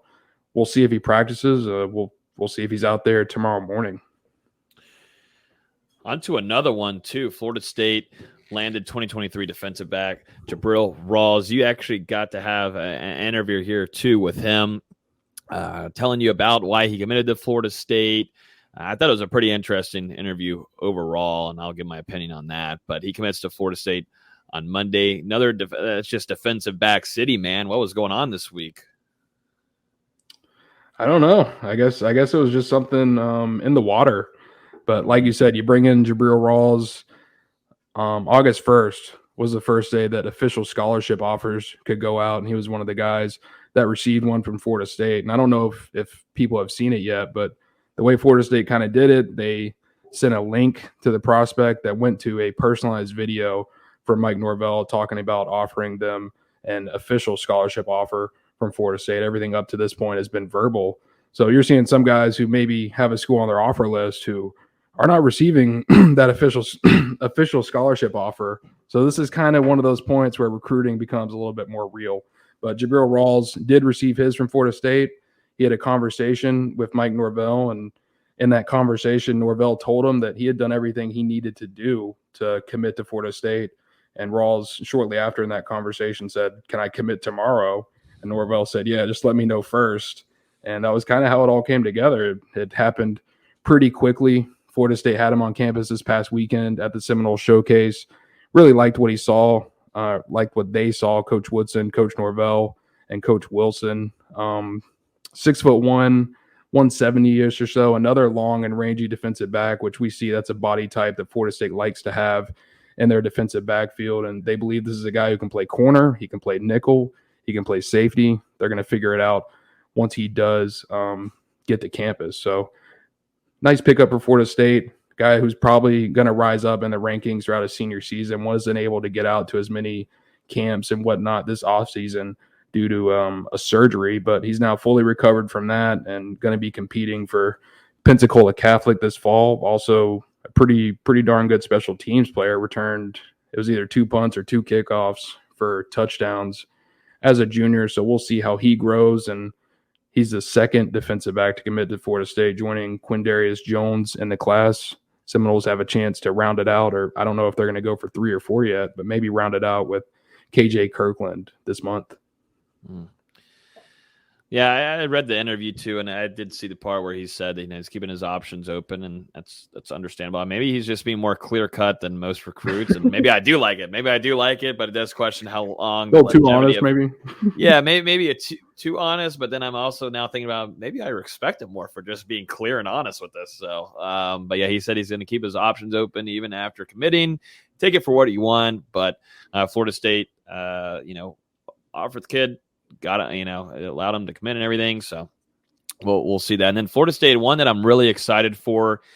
We've been able to start building a relationship with him. I'm actually supposed to be doing an IG live with him soon. But CJ Hurd, this was a guy that didn't put Florida State and his top schools in the graphic there, but ends up not only doing that, but then on Instagram he's got a video of the Florida Gator logo coming up, which just looks like a commitment video to the Gators, and then scratching that off, and then comes Florida State graphic. I'm committed to Florida State Seminoles. I mean, not only is he trolling all the other schools, he's specifically trolling the Florida Gators. Florida State fans, obviously, you've already, he's done a good job there in the fan department. What are your thoughts on CJ Hurd, the 2024 guy, still young, but a talented defensive back that Florida State really likes, and also has some really good connections with some other players across the country.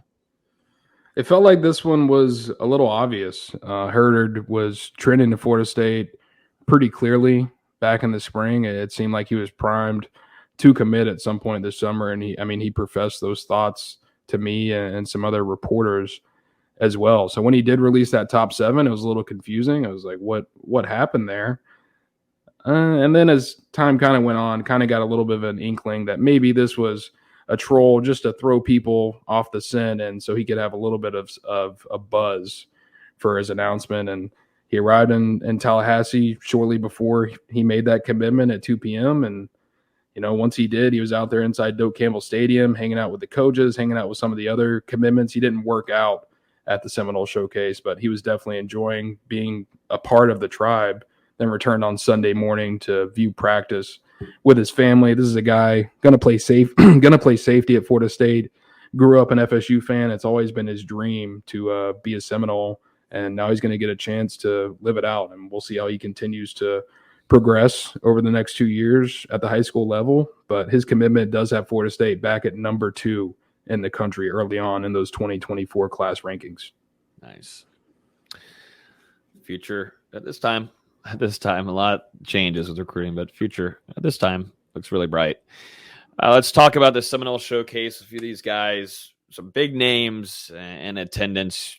Blake Nicholson, how many days was he here? Linebacker over there from the West Coast, major Florida State target. I mean, when you talk linebackers, I think we've had a few comments in here about Florida State's got to do better in that linebacker recruiting department. Blake Nicholson on campus for 4 days practically.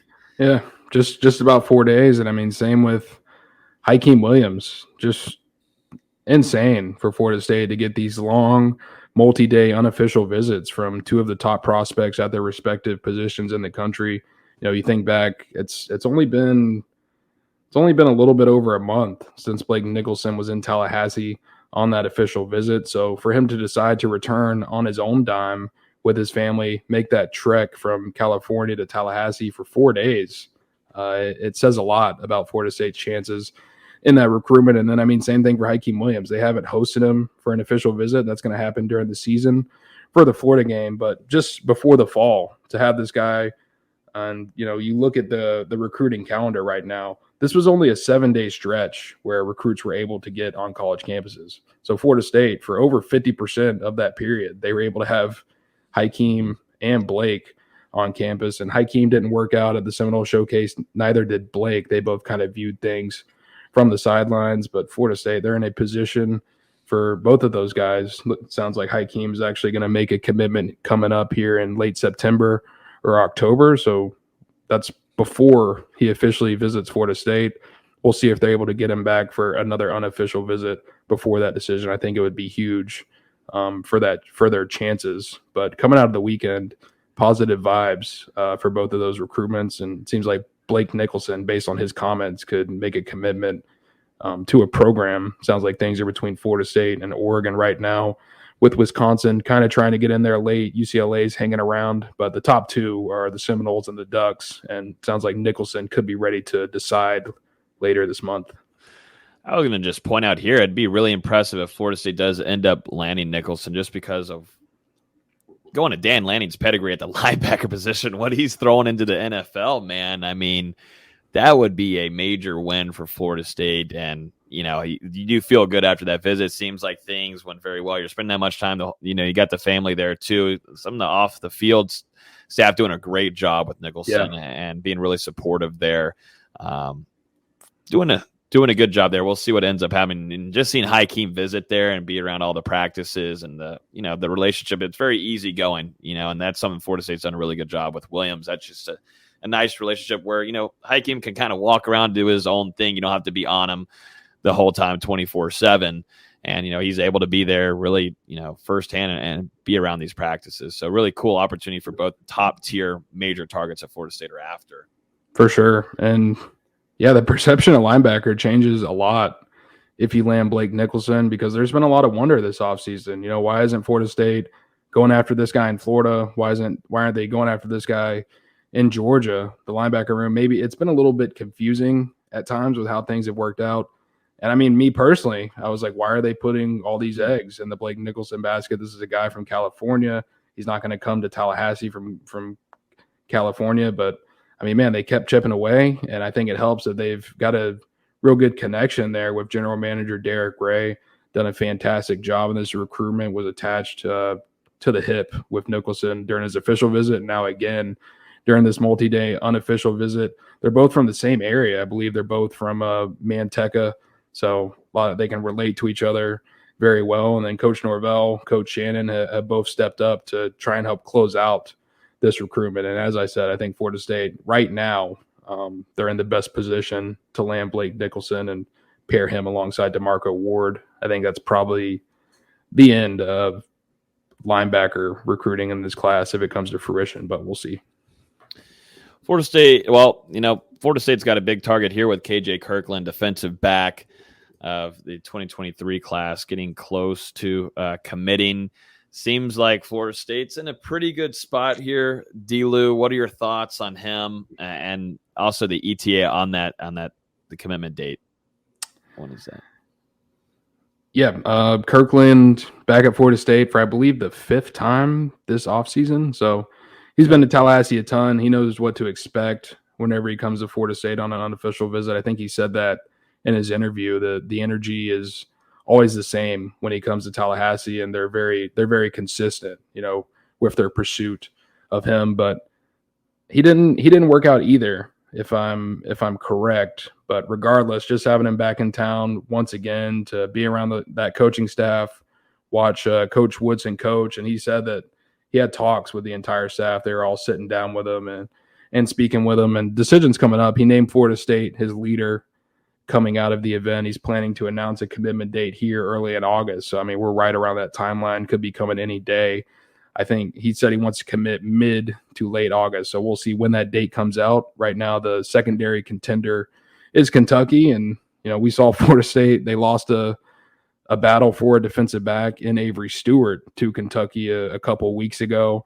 I'm sure they'll be wanting to get some revenge this time. And you look at Kirkland, just like Jabril Rawls, he really fits that mold. A long and rangy defensive back, a guy who Florida State can use in the defensive backfield in a multitude of ways. I think eventually he probably winds up at safety, but regardless, he's got that versatility to work at multiple positions before eventually deciding on that. And he would probably be the best DB that Florida State has landed to this point. Roderick Kearney, Florida State commitment, who is personally recruiting him to join the class. And we'll see how it works out over these next couple of weeks. Like Nicholson, I think Florida State's in the best position to land this one. Any last observations that you had at the Seminole Showcase? I know there were some quarterbacks throwing, and you got some word on a few things afterwards because there was some chatter that maybe Florida State would end up putting an offer on one of them. What was your thoughts? You're right there in Doak, getting to see them throw.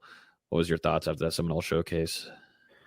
Yeah, there's definitely some flashes out there, but just based on my talks with people around the program, concluding the event and in the days since, I don't believe Florida State right now they're going to be offering Kason Wiseman or Ryan Brown a scholarship. And I mean, there's been a social media kind of campaign going around for Giselle Riley. I'm sorry to shut that down tonight, but I was also told Florida State not a lot of interest there at this point. I think those are maybe backup plans, guys that Florida State will continue to evaluate throughout the fall and maybe pull the trigger on. But as of right now, Florida State not in a position to pursue those guys. I do believe the quarterback board will be learning some more names here in the near future, and that's something that will be expanding. It's going to be interesting to see kind of how the Seminoles operate, particularly with it already being August and most of the top quarterbacks in the country in the 2023 class already committed to other schools. So Florida State, if they are going to land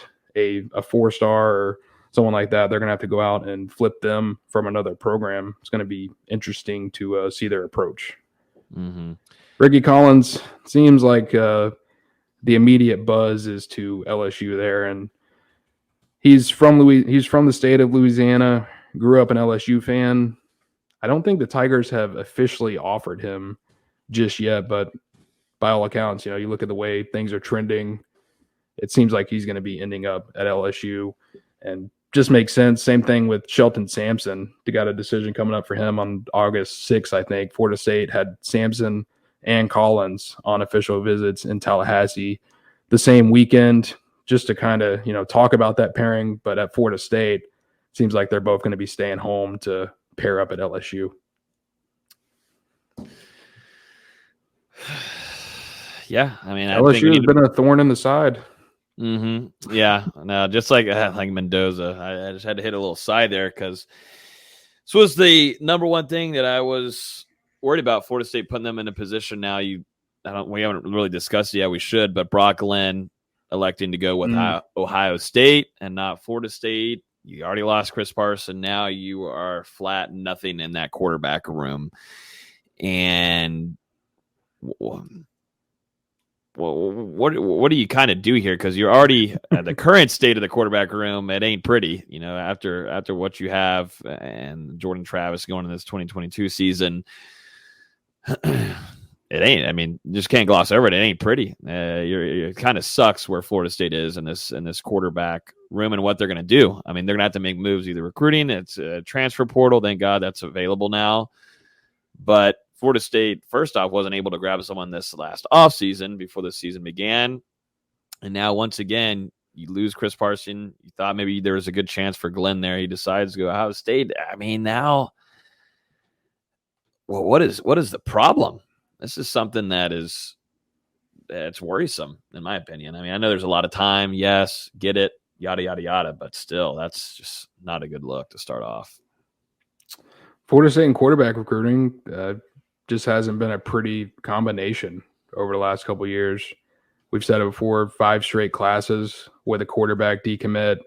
It seemed like maybe there was some optimism that Glenn would be heading to Florida State with the decommitment of Chris Parson. It's like, why would he decommit if there's not someone else on board? But as things have kind of went on over the past couple of weeks, it felt a little obvious that Glenn was waiting on something, and that was for Ohio State to decide that he was a take there. And he went ahead and made that decision to pledge to the Buckeyes. We'll see how it works out. Florida State, they're going to keep that relationship until the end because you never know how it works out. Think about Amarius Mims, enters the transfer portal. Florida State, they did a great job during his recruitment. They host him. They don't get him, but still they're in a position to get him. And it could be the same thing with Glenn or any of these other recruits down the line in a couple of years with how the transfer portal is working. You keep these no matter where they commit, you keep these relationships until the end because you never know what can transpire a couple years down the road. But as for Florida State, like I said, I think the board is going to be expanding here in the near future. There's some lower targets that they're evaluating that I don't think are going to be getting offers right now. They wanted to take 2 high school signal callers. I don't think they're necessarily now in a position to do that. You're hoping to get 1, and then probably you're going to be looking at the transfer market a little bit harder than you were before, because if you lose Jordan Travis following the fall, you're not in a great position at quarterback. You're not in a great position as is. That's a room where you want to build some more depth. And Coach Norvell, Coach Tokars, they know that very well. And we'll see if they're able to get it done. Something we will be keeping a very close eye on heading into the season is that quarterback room. Do you have any last comments there on the Seminole Showcase? Does that kind of wrap it up? I mean, you got to see Lucas Simmons. You got to see Lucas Simmons go against Kedrick Falk. It was a nice little event. Probably, I think, around 100 or so prospects in attendance, maybe 60 to 80 worked out. There was some talent out there. Bunch of FSU commits. Like you said, Lucas Simmons. Maybe my favorite part was they have Lucas Simmons and Keldrick Falk line up on each other, and they're about to go. They're about to blow the whistle so they can do their one-on-one. And JP's like, wait. He stops everybody, pulls out his phone, and takes a picture of Lucas Simmons and Keldrick Falk lined up on each other. He's like, this is going to be good for the future. I forget the exact quote. I tweeted it out, but the future is bright or something like that, loads of talent. And then Kearney came up against Falk, and he's like, wait, do it again, get that picture. So it was fun being out there. There's definitely some guys with Florida State caliber talent that were in attendance. One that stood out to me, offensive lineman Chris Otto, who holds an offer from Florida State, I think depending on the amount of offensive, he's a two-way player, so they could take him as a defensive lineman. So depending on how many total linemen they decide to take, he might be a guy to monitor. Very smart guy. And there were some others throughout the event as well. Watching Luke Croman-Hawk and Camden Fryer hook up, they just seem to be building a really solid connection with one another with so much time left before they do get to Florida State. Really excited for Camden Fryer. Really excited. I've only got to see him once in a camp, but that was enough for me, and I really like his family's great too. So might be having both him and his dad on soon. Once things kind of slowed down just a tad, which not going to happen, but we do want to have both of them on. The Camden has been really impressive to watch. D-Lou, they've got Florida State. If you want Florida State to have their next Renfro, that is them. So just going to be a little while. Going to have to be a little patient, but they do have a really nice, talented guy that is only going to get better. So young. Yeah, you ended things off at the showcase with the water balloon fight, which got a lot of criticism. Involved there? I was involved as in I was running away. I was standing there in the middle, and then I was like, "Oh wait, I see what's happening here. Let me move." I saw that. Yeah, I saw the critics. I don't even entertain that. I don't click on the tweet and just see the mention. There's no way. Definitely don't look at the quote retweets because it's. I'm sorry that 15-year-olds had fun on a weekend. My God, I'm so sorry. Snow cone made it all worth it, though. Yeah, then you steal a snow cone from. I don't want to say I stole it from Hakeem. I don't want to say I stole the snow cone, but you definitely stole it. He stole it from Hakeem Williams. I borrowed it. Yeah, if he doesn't end up committing to FSU, we know why we blame Dustin Lewis. I was going to say I would have killed to actually get hit by one of those water balloons. It's hot out there. It's got to be hot. That was my feeling after the fact. I was like, man, if one does come my direction, I will try and use my face. Yeah, exactly. All right, let's finish off this pod real quick. These are just going to be kind of quick hitter Q&As. So a lot of these questions came from the Discord, and a lot of the majority is going to be fall camp related. We don't want to go too crazy into recruiting stuff because we'll be on here till 10:30, and we've already getting close to 2 hours. So let's run through these real quick and finish off the pod. Appreciate everybody hanging out with us still. Let's get into it. So it's a question here from the Discord hearing a lot of good stuff about players leading by example. Who are they? So we've kind of talked a little bit about them earlier. I'd say one of them, Fabian Lovett, Robert Cooper have done a really good job. Dylan Gibbons on the offensive line, along with Maurice Smith. Those are definitely in the trenches guys. And then, I'd give it to Jared Verse. I think he's become a leader. He's still building chemistry with some of his teammates, but I see Jared Verse, and then maybe some skill players, D-Lou, Keyshawn Heldon, he's not going to be a pivotal factor this upcoming season for FSU, but he does such a great job as a leader overall of this team. And he's goes up to players, definitely goes to the young ones and is helping coach there. Cause he's been around the program for this long. He's done it's just a great presence to have at practice. Anybody else that you see D-Lou leading by example?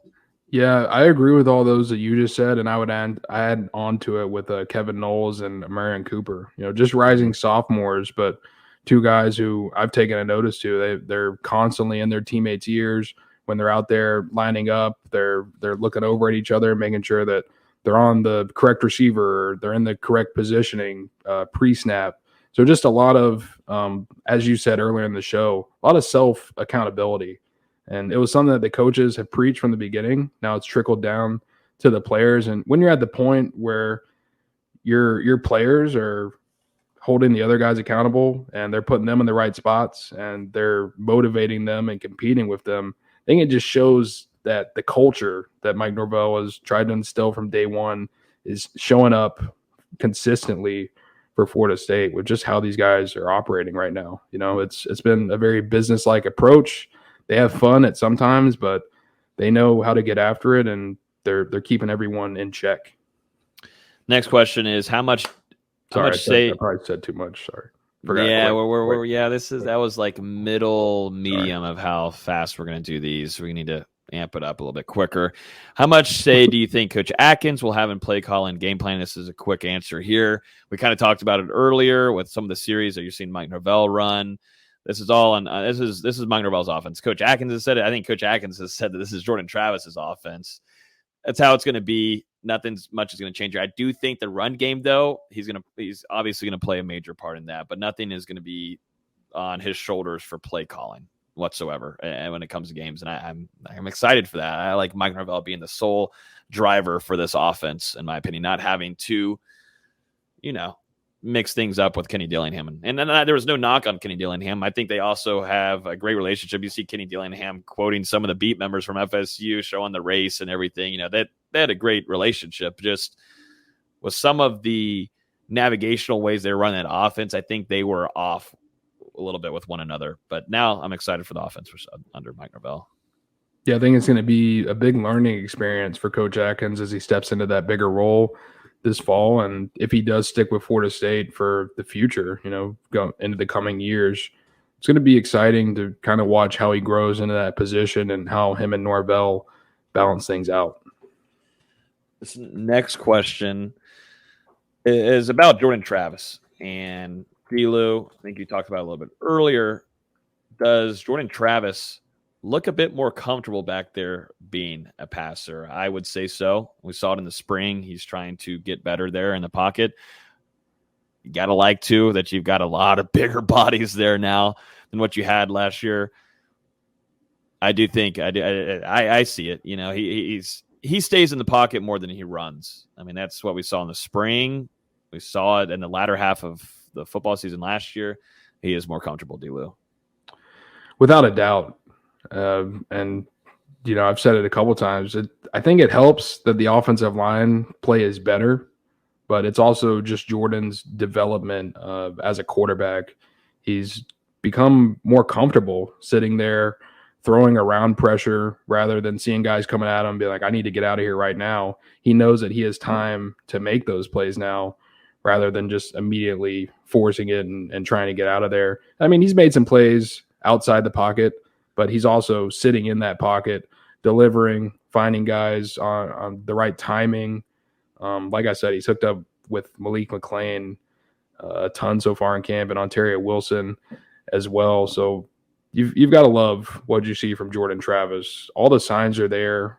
We saw it last year at the end of the 2021 season where he was making those steps as a passer. And, I mean, it's just continued. And he's got to be feeling really good going into this 2022 season. And in my opinion, I'm not worried about him airing it out. I'm just worried about him staying healthy. Next question is Trey Benson, the most talented running back we've had since Cam Akers. And we talked about this in the production meeting. Let us have a game. We do need a game. We do need to see a game first. I will say that. But you do like not a little. You got a lot of flashes from Trey Benson and his explosiveness. Like you were talking about earlier, D-Lou, he can break some open, and you didn't think that was going to be able to happen, but he'll break it open, and he is, I think, Florida State's most explosive player in that running back room. And along with, walk-on CJ Campbell, those guys can break some things open with some speed. Let me see a game before we talk about Cam Akers, who, is a killer at running back and did really well for Florida State and doing his thing with the Rams. But give me a little bit of time. Give me a little bit of time. I want to see a game. At least give me Duquesne. Yeah, Benson, he's a home run threat.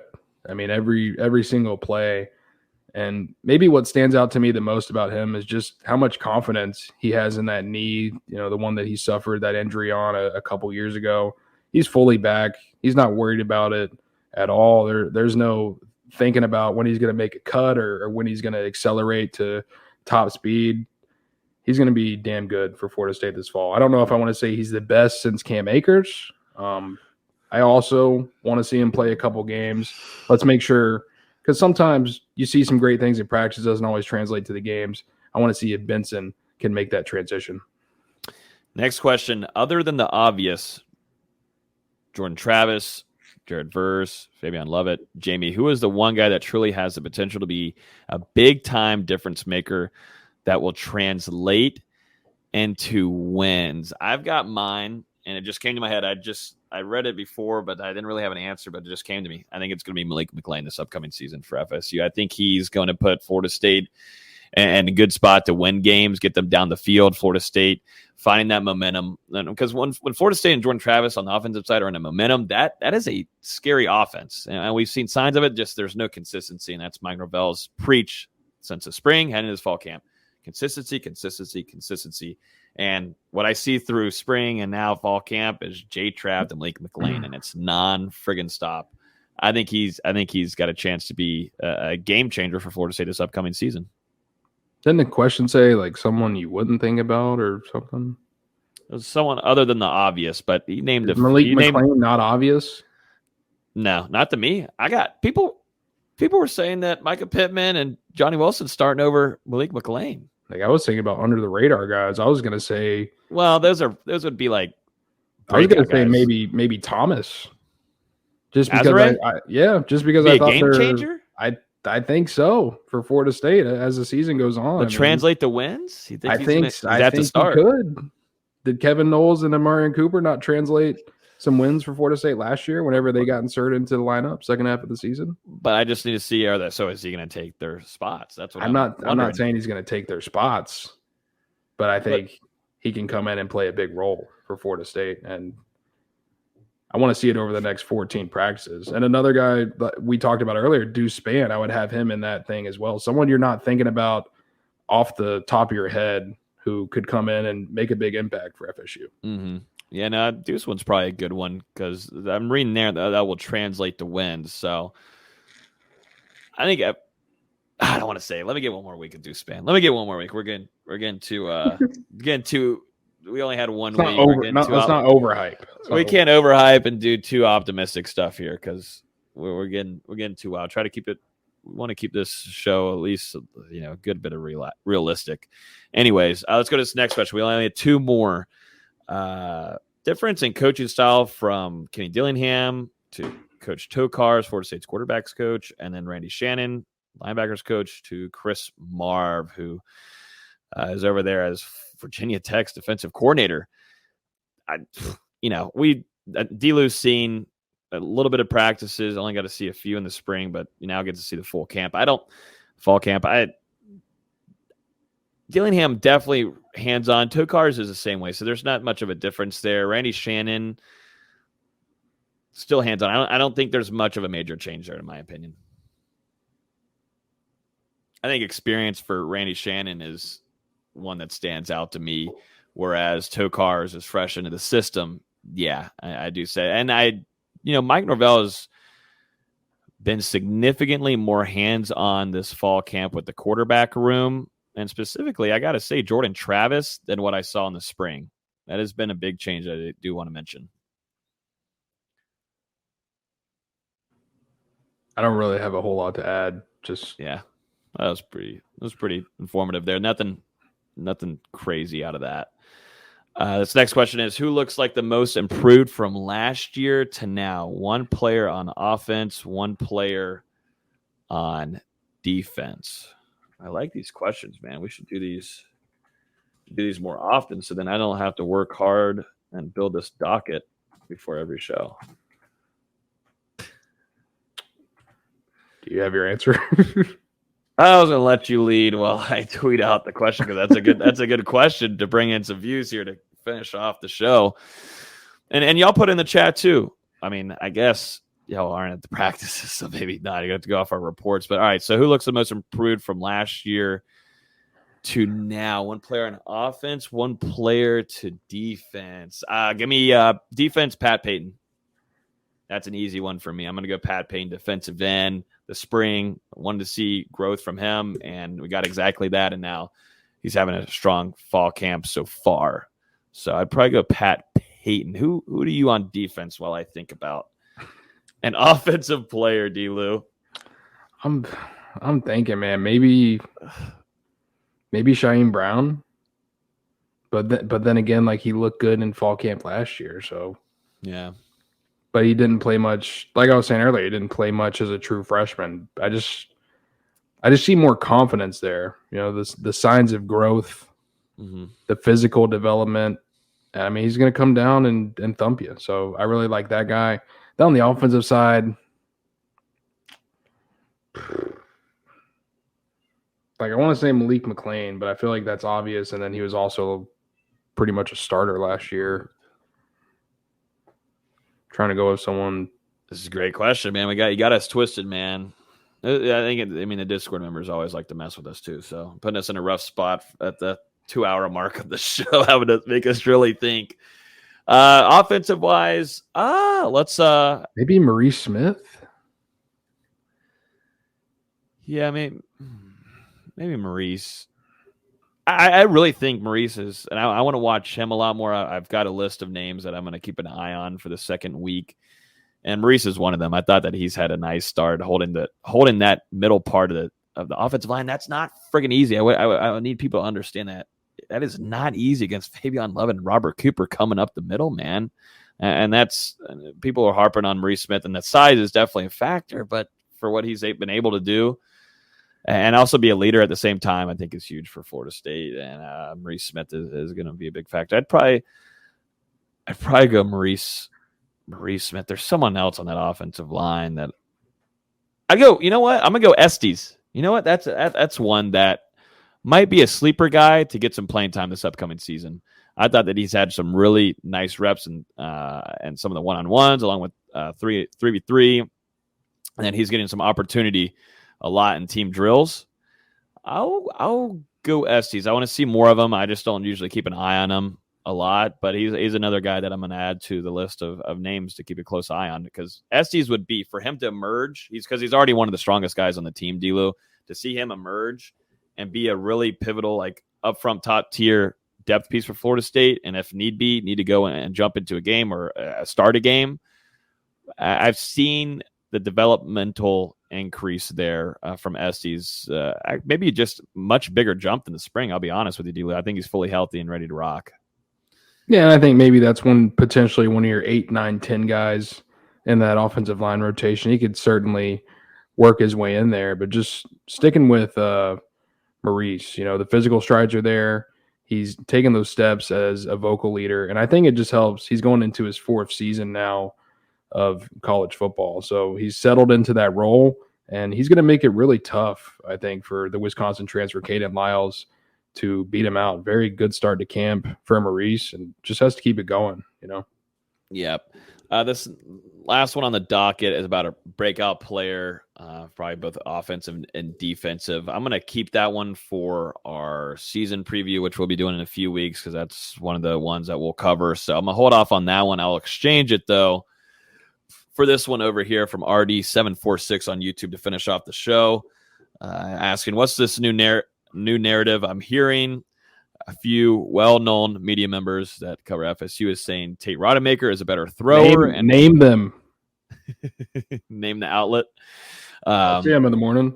Yeah, cover FSU is saying Tate Rodemaker is a better thrower than Jordan Travis and would start if Florida State had better wide receivers. No disrespect to Tate Rodemaker. And this is something that happened in the spring, and it's happened before even this last spring from other outlets. Everybody has their own opinion on things.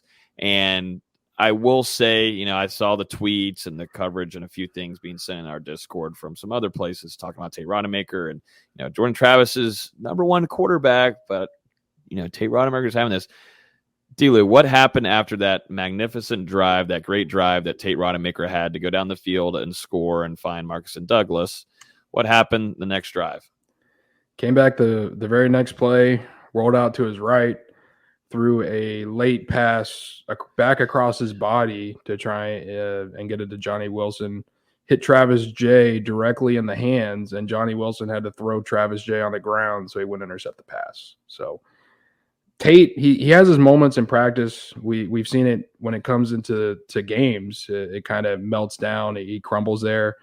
And I said it earlier in the show, it's cool to have these flashes in practice. I think it's important, especially for some of these younger players, to make big plays in practice and show that they do have that potential. At some point, it's got to be carried into the game.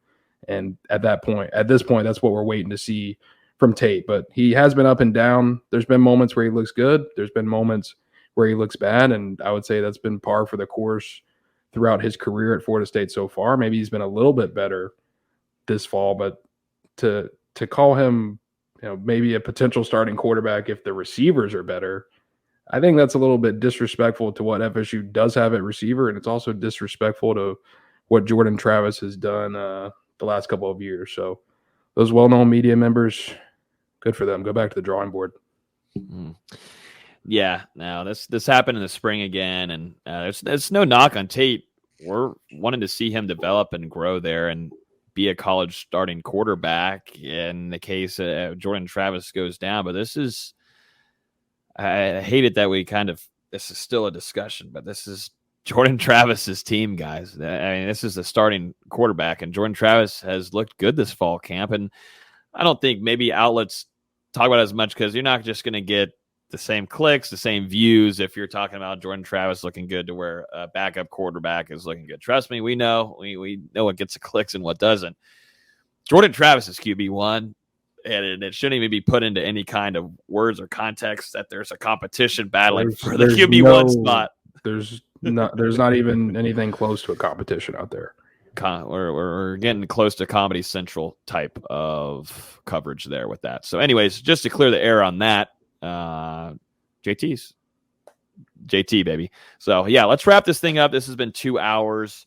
I definitely appreciate everybody listening in. We'll be out there tomorrow morning. Got the nice break, but we're back in the groove starting tomorrow.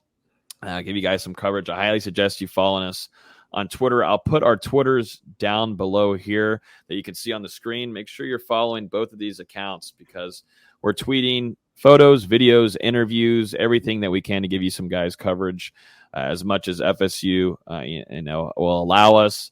And so I appreciate everybody hanging out with us. This was a great show. Hopefully we'll give you guys some continued coverage. Look forward to jumping on here too, having VZ back next week. Busy man. But luckily I had Delu here with us. But yeah, everybody have a great rest of y'all's evening. As always, you can listen to this podcast on iTunes, Google Play, Spotify. Hit the subscribe button. If you're on YouTube still hanging out, if you're still there, I'm watching you. If you would just please hit the like button, it would actually help go to more FSU fans. So then it'll create more of a conversation on next week's show. More the merrier as we get prepared for a pretty big time season ahead for Mike Norvell and company. Everybody, enjoy the rest of y'all's evening and head into the weekend. We'll talk to you guys next week, hopefully Wednesday at either 7:30, 8 o'clock. And on to second week of fall camp for Florida State starting tomorrow morning. See you guys. Mama told me not to say a word. 17.5, same color t-shirt. Mama told me not to say a word. 17.5, same color t-shirt. Mama told me not to say a word. 17.5, same color t-shirt. Mama told me not to say a word. 17